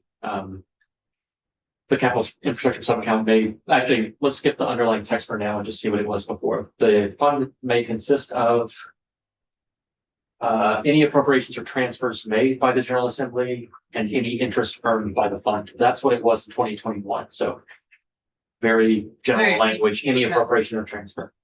And then it became this broader, may consist of transfers made by the General Assembly of 4% or less of the last completed fiscal year's general fund appropriations left. The amount necessary to fund that geo debt service in the year for which the transfer is being made, plus interest earned by the Senate. as determined by the state treasurer and the commissioner. Yes. So they are determining the debt service, or tell me, what are they determining exactly? I think they're checking, last year's general fund appropriations, so that percentage. And then also confirming the debt service from the last year. So you need both of those figures to determine what the transfer will be. So I Okay, think not to affect the transfer, but to No. determine the amount of the transfer. Yeah. Okay. Okay, And then the other structures, sub-account ends up with the holdover language from 2021. It's any appropriations or transfer made by the General Assembly from the general fund or any other state fund. And any contingent transfers made from the general fund after satisfying, I think this is contingent appropriations. So after you've knocked out contingent appropriations, but prior to satisfying, I just didn't know this off the top of my head. I could pull this up, but basically there's a list of contingent appropriations, and then you would, if anything remaining after these requirements have been met, you could use that to fund this sub-account. yeah, I'm not. Yeah. I don't know about the contingent transfers. We haven't really talked about this. Like, what are they contingent on? Or, Well, it's like if I don't know, so. Yeah, Yeah. it's the contingent list is if we have money, so we will. Oh, that's the water. projects is that the yeah, waterfall? contingent on funding availability. Okay, is that the waterfall? What people talk to? I think people use Refer to- waterfall pretty liberally, and I think it would be Yeah. fair to describe this as a waterfall. As one of the waterfalls. Again, that mostly all. Sorry, I'm just trying- okay. Thank you. Have a good weekend. Thank you. Thank you. And I'm jealous. You will always be jealous Yeah. about that. RBC Heritage. Use of funds, I don't know if you guys want to jump to this. Yeah, please, yes. So previously in 2001, it would be expenditures shall only be made from the fund by appropriation by the General Assembly. Plans for use shall be submitted as per the operating budget adjustment or operating budget process, but only be used for costs associated with the proposed capital project that occur prior to the construction phase. I think this will be familiar to folks, but there's been this initial idea of capturing kind of non-capital expenses, things that precede the construction phase, although planning and design are accommodated by. Well, it shows the way me, you do geoplanning. yeah, so that was the original intent. Original, but it became broader in this case, so monies in the fund accounts shall be only used, for those in the capital infrastructure sub-account for tangible capital investments, with an anticipated lifespan of 20 years or more, and engineering and architectural costs directly associated with the proposed capital project. And then for your other sub-account, and this is when I have called out that I think of sub-account 2 as capturing anything in sub 1 that was. Just a question back, just going back on those changes made, to me, those changes still clarify, are more clarification than changing the intent of that first section. Well, I mean, another way, and it depends, right? It's helpful for understanding the course that this section took. But you could also take the fact that they were amended and replaced with new text to be a rejection of that idea, right? Well, let's go back and look at that, because this is really important. So is there something specific here that you wanted to? Well, so the use of funds, so that's the general use of funds. Right? Yeah, so use of funds, generally this is your subsection that's describing in 2001, because there was just the general fund and there wasn't the two, I said general. There was this cap. There was only one. Yeah, and so it described generally what the uses would be, and in that case, it was costs associated with that proposed capital project prior to the construction phase, plus projects with an anticipated lifespan of less than 20 years. So typically when we're talking about capital expenditures, we're talking about 20 years or more. That's what our capital bill, that's what's supported by general obligation bonding in the capital bill. Costs associated with the early redemption of general obligation bonds and other eligible capital projects receiving an appropriation from the General Assembly. So it was capturing things that were kind of outside of the scope of the capital bill in a sense, right? Those that preceded construction, they theoretically could have been there, but I think the thinking, if we're just reading into the intent here is manifested by the language. If you have things less than 20 years, if you have things pre-construction phase, it's capturing non-classic. Right. Right. But the last piece here, other eligible capital projects receiving an appropriation from the General Assembly would pick up your classic capital projects. So that's what it was in 2001. And then now you have specific uses of funds depending on the sub account. Right, but now let me ask. I had thought that the sub accounts, that there was a general amount and then 2 sub accounts that also had jurisdiction, but do the sub accounts include all of the funding that is in the cash fund now? Like, Oh, yeah, is there you're anything in asking- the cash fund that is not in a sub account? No, the 2 sub accounts exhaust the cash fund. That's what Okay, the they cash fund completely, okay, that makes it. is. There's no that makes extra it- thing. It's in one or the other. Okay, Like I think in transportation, there's T-bill has. Money goes to the bottom line of T-bill. Cash flow doesn't work like that. There's not a separate line item. It is. Sub-account A and B is the totality of the entire fund. got it. That's really important to know. Thank you. Okay. So let's jump back down. So from your capital infrastructure sub account, your classic one, uses of funds include tangible capital investments with an anticipated lifespan of 20 years or more. So this switched to basically being duplicative of what's done in the capital bill and engineering and architectural costs directly associated with the proposed capital project. And then your other sub account, and this is why I have referenced it as capturing what is done in the first sub account. Uses of funds include any expenditure eligible under subdivision 1 of the subsection C, meaning anything that could have fit here in your capital. So 2 is the same. Anything that goes in number 1 can also go in number 2. Yep. And any other essential investments in infrastructure needs, including transportation related projects, capitalization of revolving loan funds. So it is more, its uses of funds are more expansive than those in the capital infrastructure. And it expands it to transportation, which has a separate fund. I don't know about any interaction with the. But yeah, Well- this accommodates transportation related projects. So this could be another funnel for transportation projects to look for funds. Yeah. Yeah, the monies were specifically going to be used for anything that had match dollars that were needed. And they were looking at funds like 4 to 1 to all the way up to 16 to $1. So this was specifically meant to be the match monies to activate those funds, make those funds available to us. Yeah, but when you say transportation, that leaves it open to a whole other. No, it was transportation dollars that were matched, monies that was available through match that were identified and that we had spoken for and had a prescribed spend, whether it was 2005, 6, 7, all the way through. So those dollars were identified and the match that was going to have to do to activate those funds were put into this account and therefore would be asked for in that appropriate year. Right, and that was to make sure that we saved that money. It was just to That make was sure that we perfect. had the match monies to access those funds. Right, And there was great pressure several different times to not do that, but we were able to fight it off. and so we In still fact, have at it, one which is time, good. right, at one time, they were taken out. Going from memory, and we put them back in.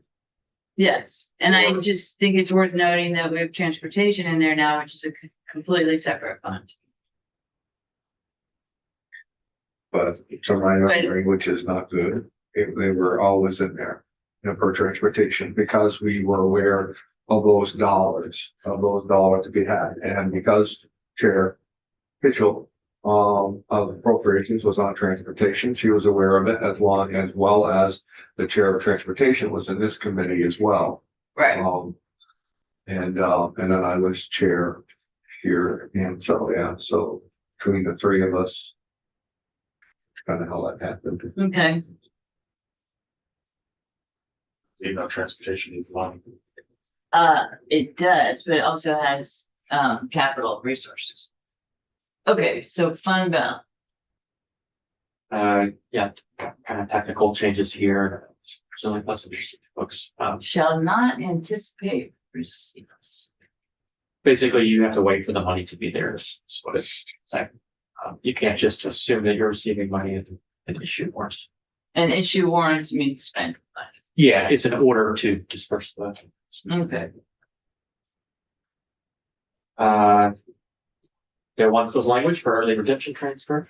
If any expenditures are made from the fund or the General Assembly appropriates general funds paid for the early redemption of GO bonds, an amount equal to the reduction in debt service required in any fiscal year resulting from that redemption shall be transferred to the fund. And this is kind of a flow through change from what you see above, which was there used to be this general use of fund purpose for costs associated with the early redemption of GO bonds. Since they pulled that out and replaced it with the new uses of funds, underneath this language related to early redemption transfer. Do you know if there's any other early redemption language elsewhere? You mean just anywhere in statute? Well, just if this was just deleted entirely to not have it, or if it was deleted because it was already somewhere else. I think of this as this has transformed the cash fund. One of the prior purposes was early redemption of GO bonding. Now it's not. So I don't think it's addressed elsewhere, and it's just a technical thing. I think this section is telling you what happens in the cash fund. Okay. Yeah. And that became the spending authority subsection, which is where there's been some administration proposed tweaks.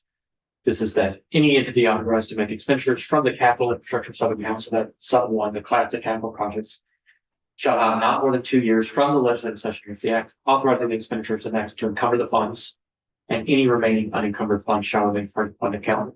The current, this is the clawback, right? This is a check-in after 2 years, so that those unencumbered funds would remain for the account. It's basically saying use the cash quickly. And the capital bill that you guys have in front of you does make some tweaks here just for cleanup and punting, as I described before, which is extending this from 2 to 3 years. So the callback wouldn't happen till 3 years. And there's a clarification just as to when the clock starts. So end of the legislative session.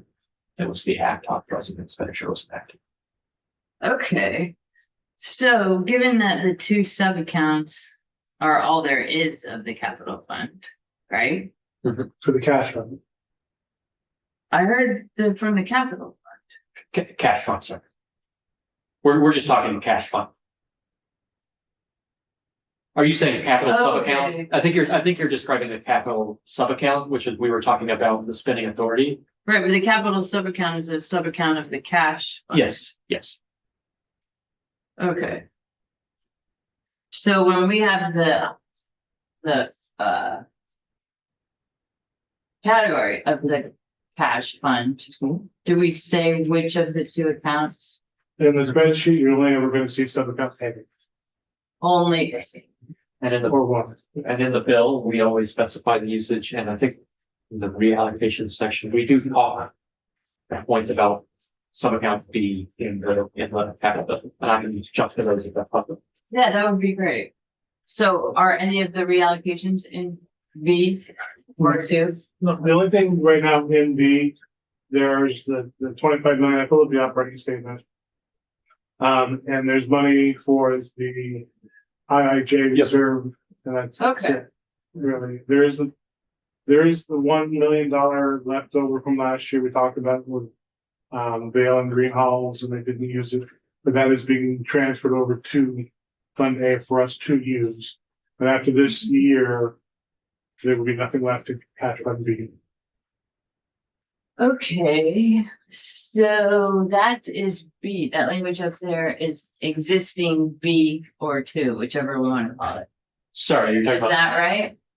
about this reserve sub-account? Yes. Yeah, that's the existing sub-account that you guys reference as B. Yeah. And I can flip back to the statute if that's helpful, but I keep No, jumping that's screens okay. and I'm trying to Yeah. not confuse everyone. So is that the fund balance? Is the fund balance in there? No, this wouldn't list in the capital bill, but Okay, so Scott, you can get us the fund balance, right? I can tell you what we appropriated the past couple of years. I can tell you what the operating statement said. If money was sent to BGS for something, I have to go and look at that department ID to figure out what is left. But Okay, but it's a I- live calculation. I think we should have a fund balance as of a particular date. Just pick a date. I mean, if you want to do January, if you want to do I like can- yesterday. I can try to pull something up to see what's there. Yeah, Is that? Okay, I'm running a query now in the background here just to okay. see what I can pull. Can they do all the balance, just the capital fund? Balances too? We can, yeah. I will be honest, it's Friday afternoon and everything went slow because Yeah, all the legislators put their expenses in like they're some supposed of to. them do. Some of them are behind. There.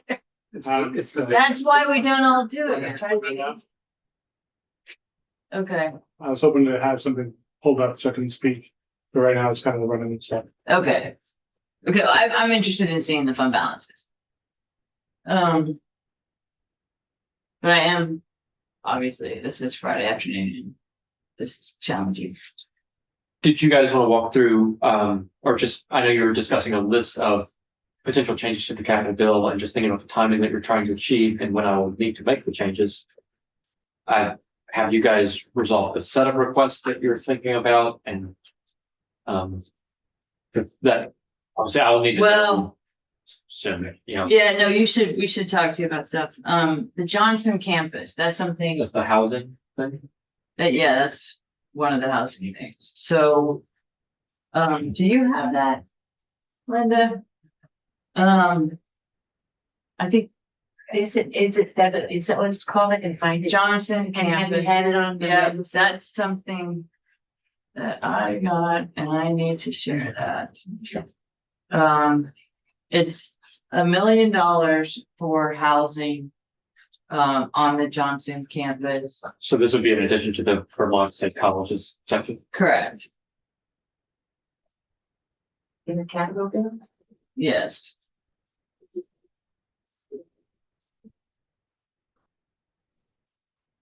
We've never had testimony. Right. No, I know we haven't had testimony. I just wasn't sure if I, Do you want me to forward that email?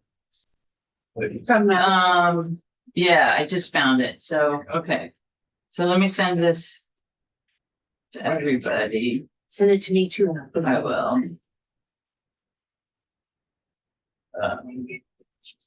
Wish I could just do the whole familiar. In theory, there is a group list set up. Yeah. I don't have it.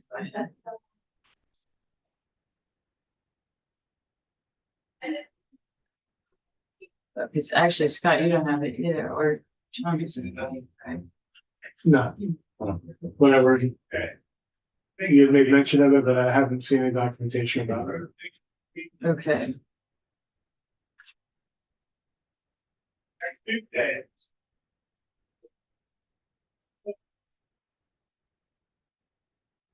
Do you know what it is? What you saw with the Johnson and Johnson? Yeah, you can explain it. Let's say, you can just kind of give it an anecdote while she's pulling it up. I didn't look at it closely enough to be able to just kind of rip off, $250,000 developed comprehensive design fees package. 250,000? Oh, right, it's $1 million. Architectural concepts and preliminary design required for investor presentations, and then $750,000 to finalize detailed drawings and prepare a polished investment proposal for a housing project at Johnson campus dorms.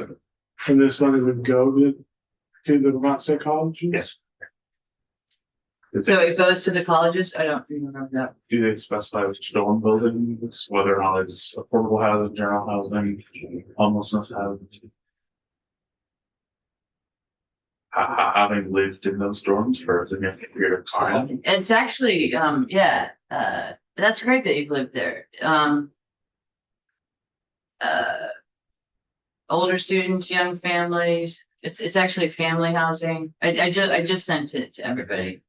How specific do you want to be in this? Like, you could be very great, you know, 250K for this, 250K. No. Or you can just have the 1 million. I think it would be the 1 million. Yeah, Do we want to just do a Vermont State Colleges Quick for deal, the that's planning and what- design work. might change Oh, of the, for the request? oh yeah, totally. We're just not doing it in a good, Yeah, I mean, this is just possible for John to have, so there's, right, but what I thought we could do, so we have those 5 items, so I just, did you get those, John? I just wrote down the stuff that we went through earlier. So Johnson Campus, 3Bs, Vet Home, Garden, Language for Cash Fund, and Walleye. and then Wi-Fi maybe. DOC for Wi-Fi, additional money for dry hydrants. Yeah, I know. I want to talk For the about, dry hydrant. yeah, I want to talk about returning, the undoing the House amendments to the vets home for those 2 projects. The C with the B and C wing and the A wing? No, The laundry. laundry, Oh, the and laundry. I think it's called air pump or Yeah. air repair, but replacing the 100. The air handling. Senator Plunkett, with the House doing that, they also added language that they can move money back and forth. Right. So I don't know if that might be something that they still need. That's just one question that pops in my head. Yeah, I wasn't, But I mean, it makes sense. I wasn't thinking changing that. I was thinking just making sure that they had the money that they requested because hopefully they'll be reimbursed for all of them. So sorry, you want to change what is in that section, or you just want to confirm? Are You you wanna consider replacing the changing? Vets Home? Yeah, are you replacing that Vets Home money with something else? No. Okay. It's literally just undoing the house changes for. So in section 6, Oh. the House had taken 100,000 away Okay. and putting it back to where it was. Okay. Yeah, that's, Is that what you wanted to? Just aligning with the government. With the government. Okay. In terms of the number. Yeah. So you're saying the 710 would go to 730? Is that what you're saying? yeah, and the 340 back to 420. Now, tell me why, because I thought the veterans home people were okay with that. No, he was on earlier. We asked him about whether or not they'd be able to do that with money. And he essentially said it would be very, very tight. But they'd said before that essentially they'll be able to get that reimbursed from the VA if they're able to do the projects. So it sounded like what they're requesting was what they needed to do the projects, which would then eventually be reimbursed. Okay, yeah, so getting reimbursed is great, but that's a separate topic. I mean, it's really good, but I mentioned actually it's $20,000. It's not a huge amount. total. Well, the I'm mentioning it 710 to now. the 730 is. I'm mentioning him now because John needs something. Not necessarily to discuss the whole thing Oh, now. okay, just to like Yeah. put a pin in it or whatever. Yeah, so John can give us language, I guess. Okay, Was there anything else? I think in that case, if you wanted to go through quickly top to bottom, we could, but it is Friday. I'm trying to be respectful of your time. I'm here. I honestly, we should really try to do it because they wanted, appropriations wanted us to get back to them today. Can you guys handle another half hour? I'm meeting and we get the second of Don, who's waiting for the cafeteria. Oh, anything you care about more than other things? Or just can you push them out a half hour? Maybe. What's if we have Hey. two chairs? We're here, we have 3 of us, if there's no, that's a. Yeah, that's we true. can do it. Okay. All right. Major maintenance. We already changed that. Oh, no. Oh, right, that's. The major maintenance, we wanted to go back to the cash fund. Right? That's what we had talked. That's what I have in my notes. Uh, Let's go back to the governor's recommend. so are you gonna be then pulling cash from a bunch of other things? No, I think we're gonna be then asking. Oh, okay. 4% total from. The Okay. cash fund. When we get to that section. Okay. So not pulling back any cash, just making a lot of things cash. Well, no, at the end, we will be pulling back So. compared to what they think instead we're of gonna 7 do. and a half, take the 14 point. Yeah. And that would yield the fund with back. Cool. And you think that you? I'm not asking you to fund it, but I do think we need Senator Major Oh, to yeah, have well, the full discussion. well, I, Yeah. I think it would be good to have a new Right. bill or spreadsheet that shows what we think we want now.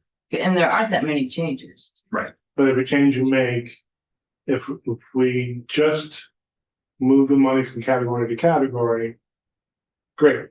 If we add things to it, then we have to figure out the source of the money that's not within this box. Understand, That's all. understand. Well, we're already having source issues just the way it is now.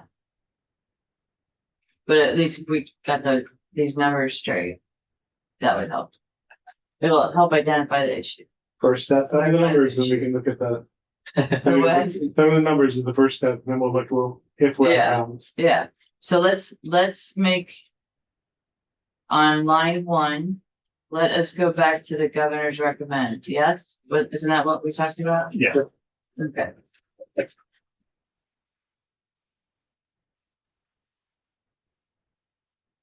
Hey, Scott, are you good with that?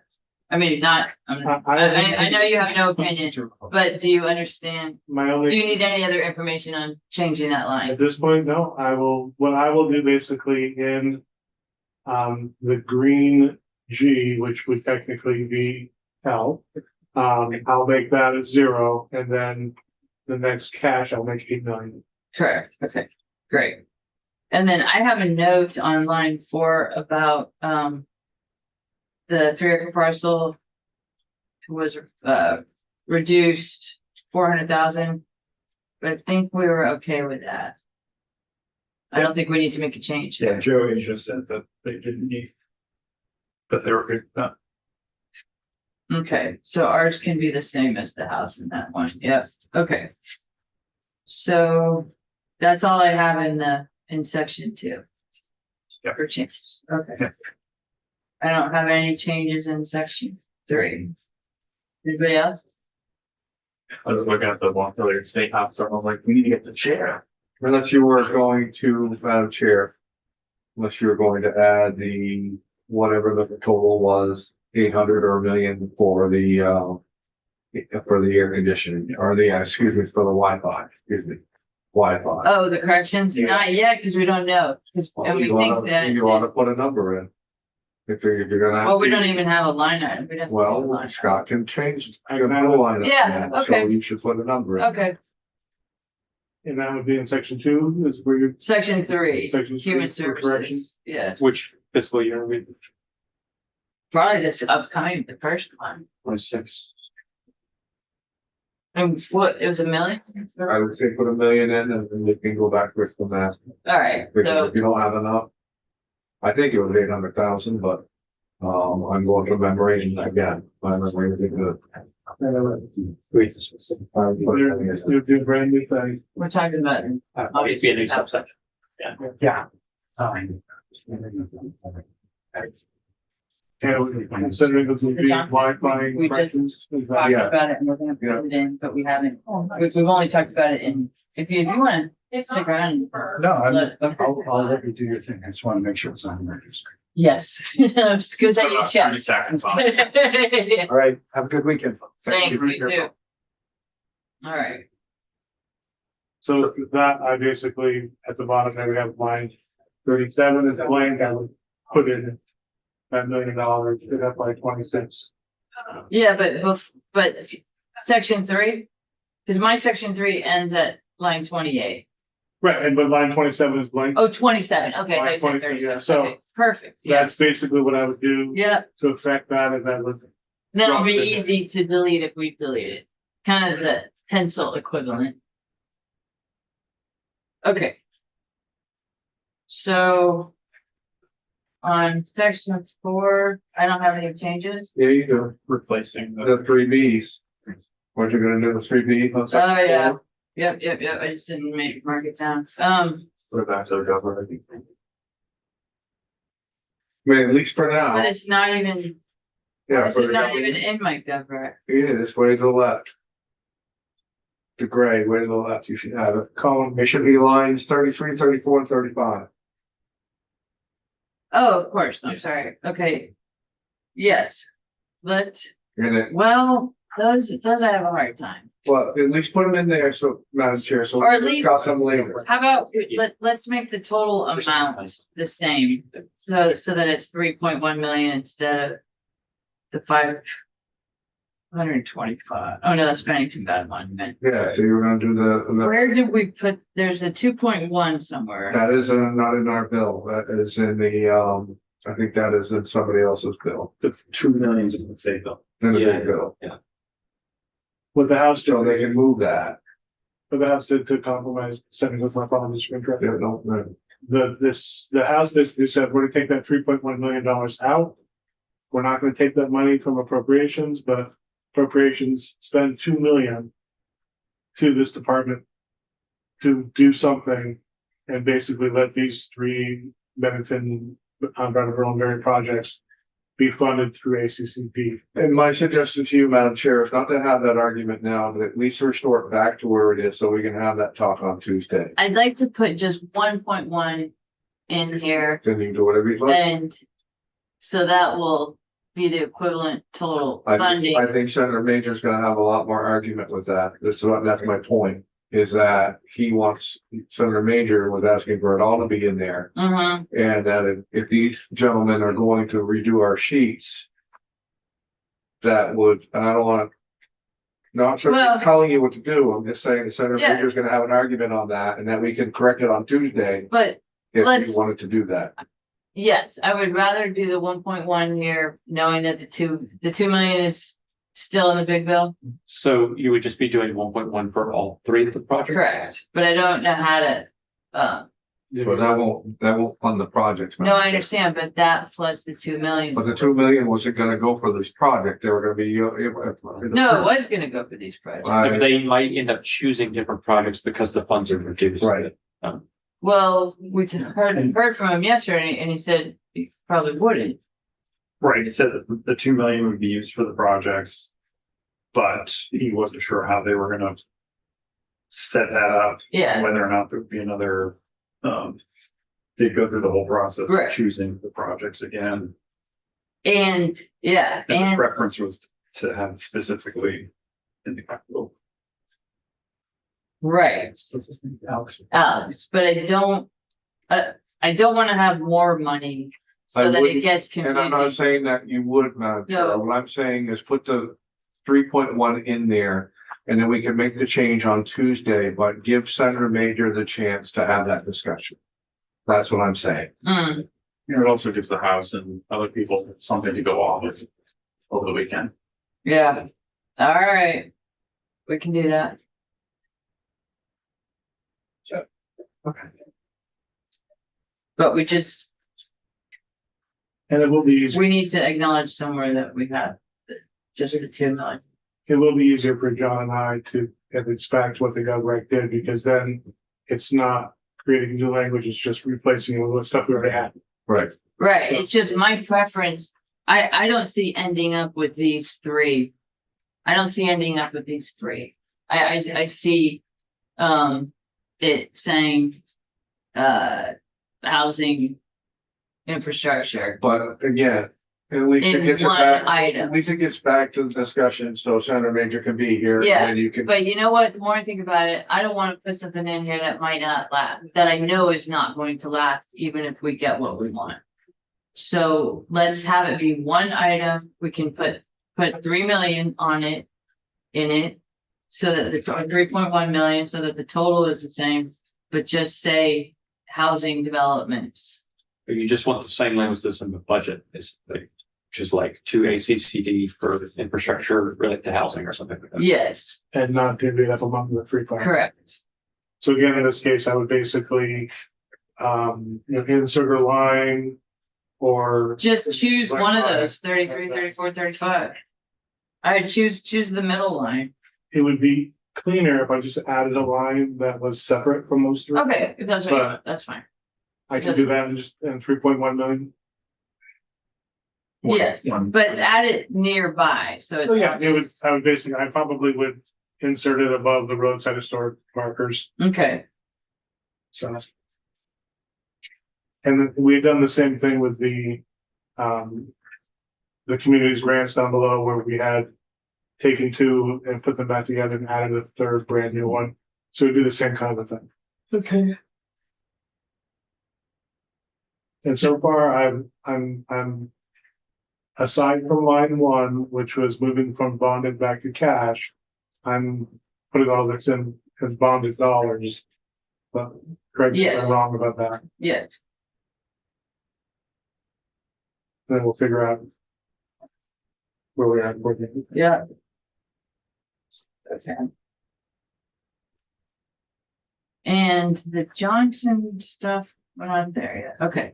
So, section 5. I don't have any changes.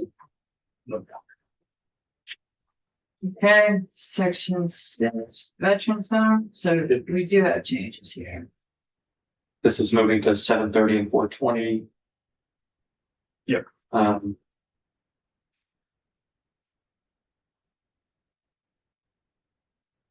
Were we adding anything related to the incubator? The farm, Okay. I don't wanna call it like veterans, it sounds like the veterans are being incubated. The only question I have about that, and John, this might be something we can talk about, but are we giving it to the veterans home to then give to them, or are we giving it to them directly? Well, how, I thought it was going to go to the agency, actually. To the conservation. So. Oh, to the conservation district, not the agency. A&R, because that might influence which section it has, I think. ANR's not involved with that. The Betts Homes is involved, the conservation districts are involved. And they're getting grants from other from the USDA, agencies. Yeah, different. so there's not a state agency. The Betts Home is the, Okay, Are the conservation districts, state entities? I'm just trying to make sure that they're municipalities. but yeah, they're state, I mean, we're saying, well, if we can appropriate correctly to them, yeah. Like, yeah, the 3Bs were being appropriated directly to the towns. Is what I understood. Yeah. I didn't have to think through it because we never heard of adding. Yeah. But that was the question of where it was, Yeah. where it would go. Okay, so it could end up being a standalone. We can talk. well, it would be good if it was under veterans zone. One thing we had done last year was we had something that was the same idea, it was kind of adjacent to the section. So we had section 15 and then section 15A. So we could do like section 6 and then section 6A, Okay, just so that way we know that it's adjacent to that area for our discussions, but it's not, there's no confusion that we're not giving that money to the veterans home for this purpose. This project just happens to live with the veterans home. right, and somewhere we say conservation. Yes. If anything. 127,000 Medicare, I believe it was. I had them all up at 127,000, that's empty. Yeah, I didn't know about. The 55 and the 16 and the 56, and that's. Okay, Okay. okay, Go see him. okay, And I'm fine with putting the Johnson money in, so we can have the conversation to say about it. okay, I don't know if I agree that it's something memo, but I probably do. okay, that's fair. Thank you. Yeah. And you can work all weekend if you want to. Oh, I know. I will. Okay, so University of Vermont, but there were no changes. I'm not here just to clarify. You don't want to make any changes, but there was a change done in the house. I'm sorry, go ahead. The house Okay. is trim it 100,000. Don't think I have that right. Oh, so, right, I'm fine with that, and I think we were fine with that when we talked about it. Yeah, we didn't talk about it in detail. No, but they were here. They were here, it was. You know, they wanted it, but it was a relatively small chunk of. Yeah. Total project was. Yeah, let's leave it for now. Okay, so state colleges, let's have another line item there then. And This is for the housing, this is, yes, that thing that I just sent. So, and this, is this a FY 26? probably.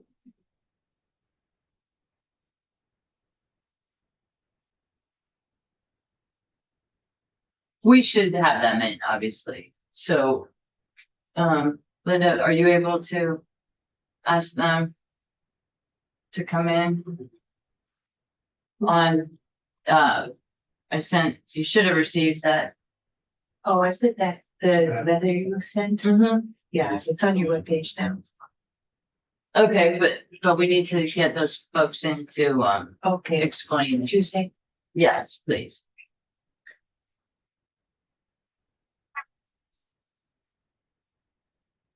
Yeah, so, well, Sam's not here anymore, but apartment complex. Replace a dorm with an apartment complex. And it's $1 million total.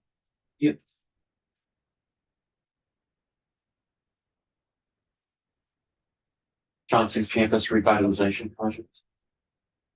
Sounds good.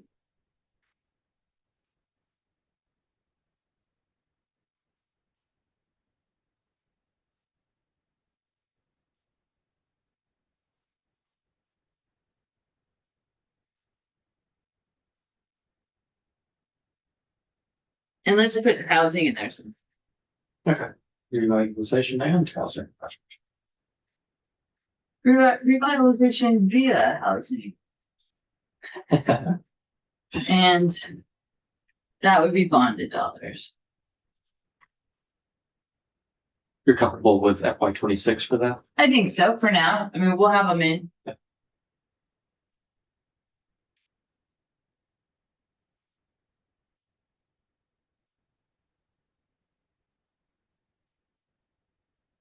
Okay, we're good? Yeah? Okay. So section 9. I have no changes. Angles, you're good? I'm good. Okay, clean water. We just heard about that yesterday. A lot of good stuff happening. No changes, then military. No changes, yeah.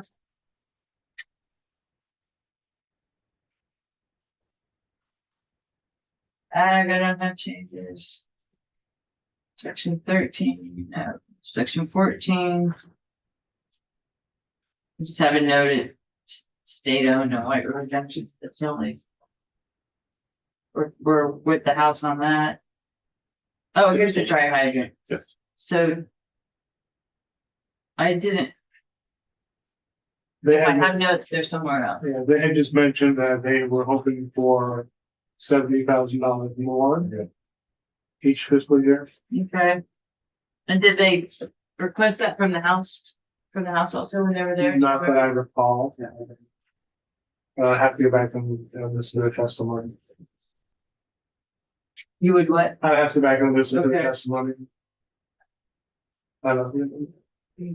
I mean, that honestly, fire protection is obviously an important thing, and this is a very good program. Why don't we put it in for now, and then see where we get it. 195 each. So it'll be 195. For each fiscal year. Yes.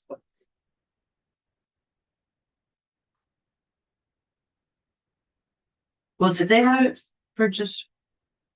They Oh, no, currently- I'm sorry, they do have it for, but.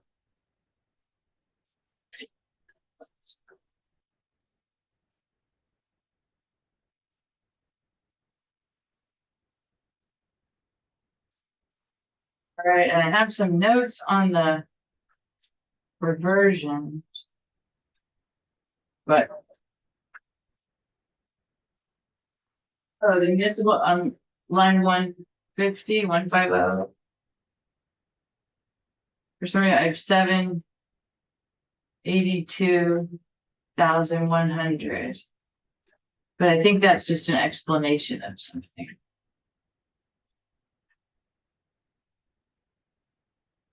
dollars left For over the this year. municipal mitigation project, Yes, that could have been spent on that might be a fun balance. part of their other. Cause they had given us, a response letter talking about how much money they had spent over the years. And this was $19,000 left over from all the money they had spent. Okay, So that could have been what your note was. okay. I can look at that over the weekend, so, and then this on line 156, that's the 1.5 to the American. Correct, yep. 1.5 million, and that's, we have that in cash. I guess leave it there for now. It was cash, so if we're taking it back, we have to take back the cash. Okay. Well, I thought if we took bonded, we have to do bonded, but if we It was, cash could go to either way. it was funded with cash. And so since we're taking it back, they don't have bonded dollars to give back to us because they receive cash dollars.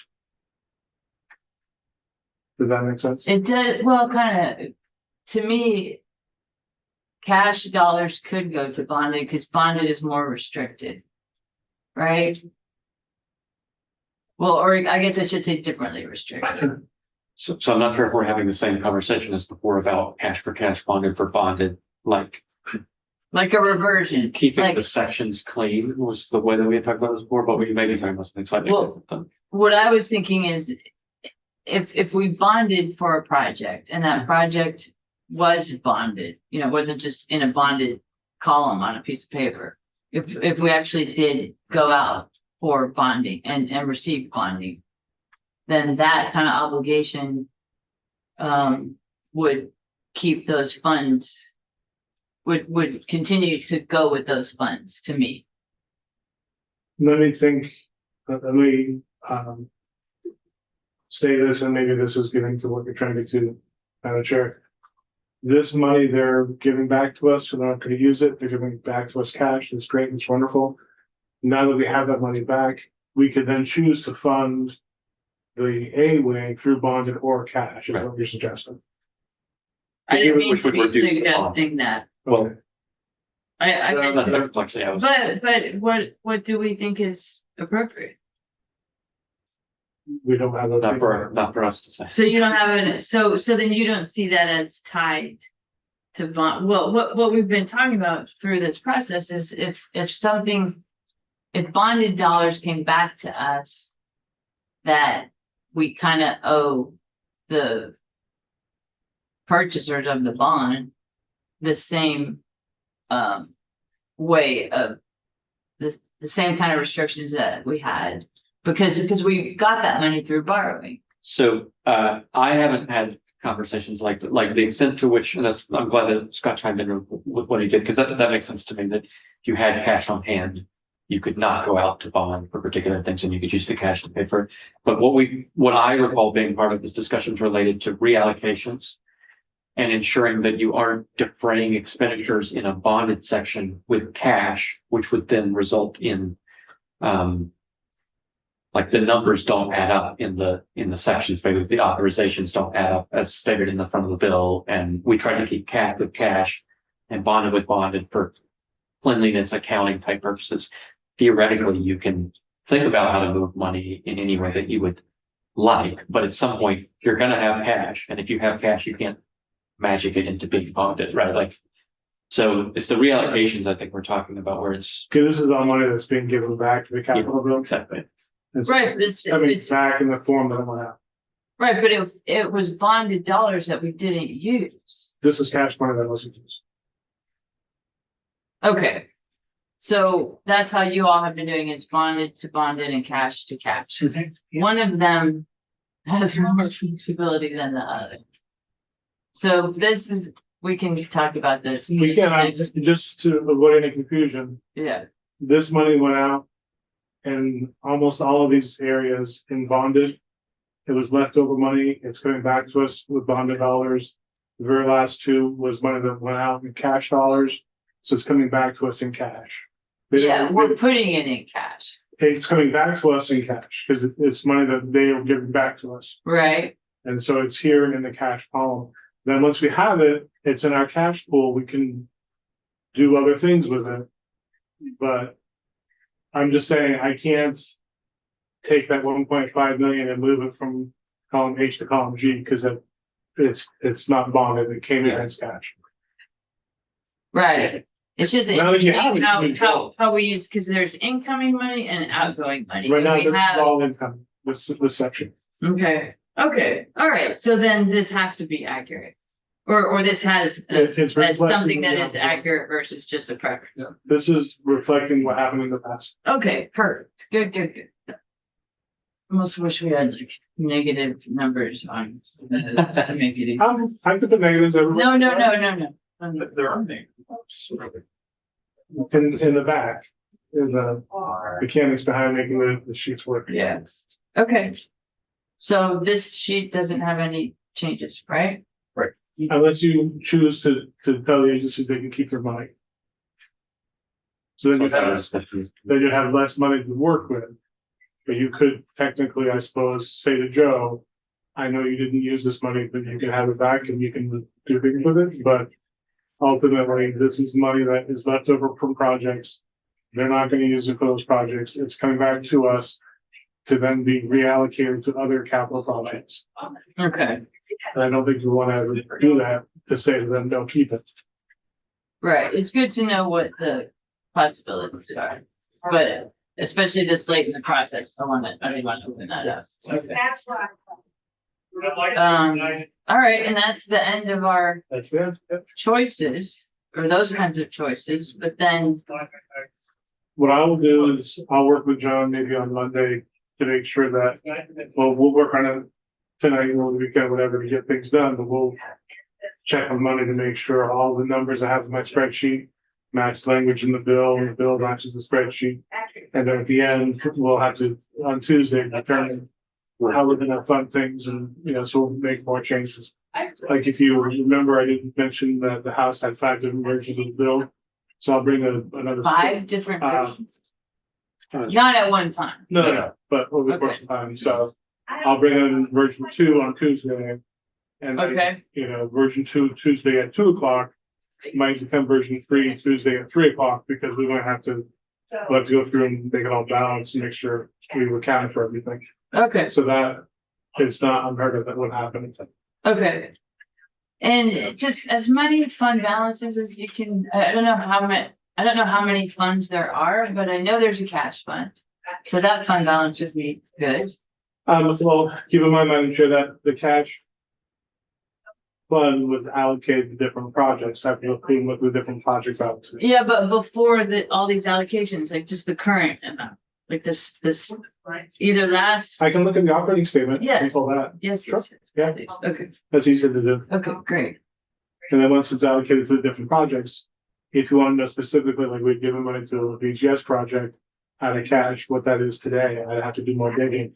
Yeah. If you want just the overall general, we started with 10 million, we allocated 1 million, we added 3 more million. I can each of that easy. Not what we're projecting on our budget, but For the the- actual balance, Yeah. like, The operating statement for the past, yeah. please, okay, It's easy. great, thank you. Okay. Well, this is a lot. Just a regular Friday. I'm sorry. All right, well, I'm good. And the language, we didn't really go over the whole bill, but you're here and you're listening and, okay. I still wanna, I still have some stuff I'm not clear on about the existing cash fund. Because we had the 2021 language and then we have 2023 language, and I think it's just important to fully understand how it's supposed to work. But I think I have enough to figure it out over the. I mean, we went through what the law currently is today. Yeah. But just when I have talked to the treasurer's folks, there is the expectation of a long-term use, that it's not supposed to be just another way of crunching the budget around, that there's supposed to be a long-term goal. And I didn't see that in It's the not there. language. So that just may be what they want. There's a JFO something from, I don't know if it was last night, and then like before, that discusses. Okay, okay, so that's what, It's probably. do you have that, Amy? Um, Oh, really close. We don't, I don't have. That's what I'm talking about. I think so. Yeah. But, you The know, whole presentation done by my predecessor. and I think some of the questions just, if that's the desire, like, is what is wanted inconsistent with what's in the statute? It may be totally consistent with what's in the statute. Like, the statute Yeah. doesn't require you to use the money every year either. So while the statute doesn't specify that there's an intent to have savings long term, it also doesn't say you can't have savings long term credit. So Right, but I mean, this is my first year, I wanna just understand the parameters going forward and not wait till next year to sure, figure all that out. I just mean to say that some things don't require a legislative solution. Sure, but I think when we're talking to other committees and other chambers. Yes. And the public, it's good to have the overall goal. And I just first want to understand the existing goal, which I think I do, but I am not seeing it in all the places. And I understand legislation doesn't have to say that, Exactly. but we could still, I want to be clear about an intent when we go talk to the other committees.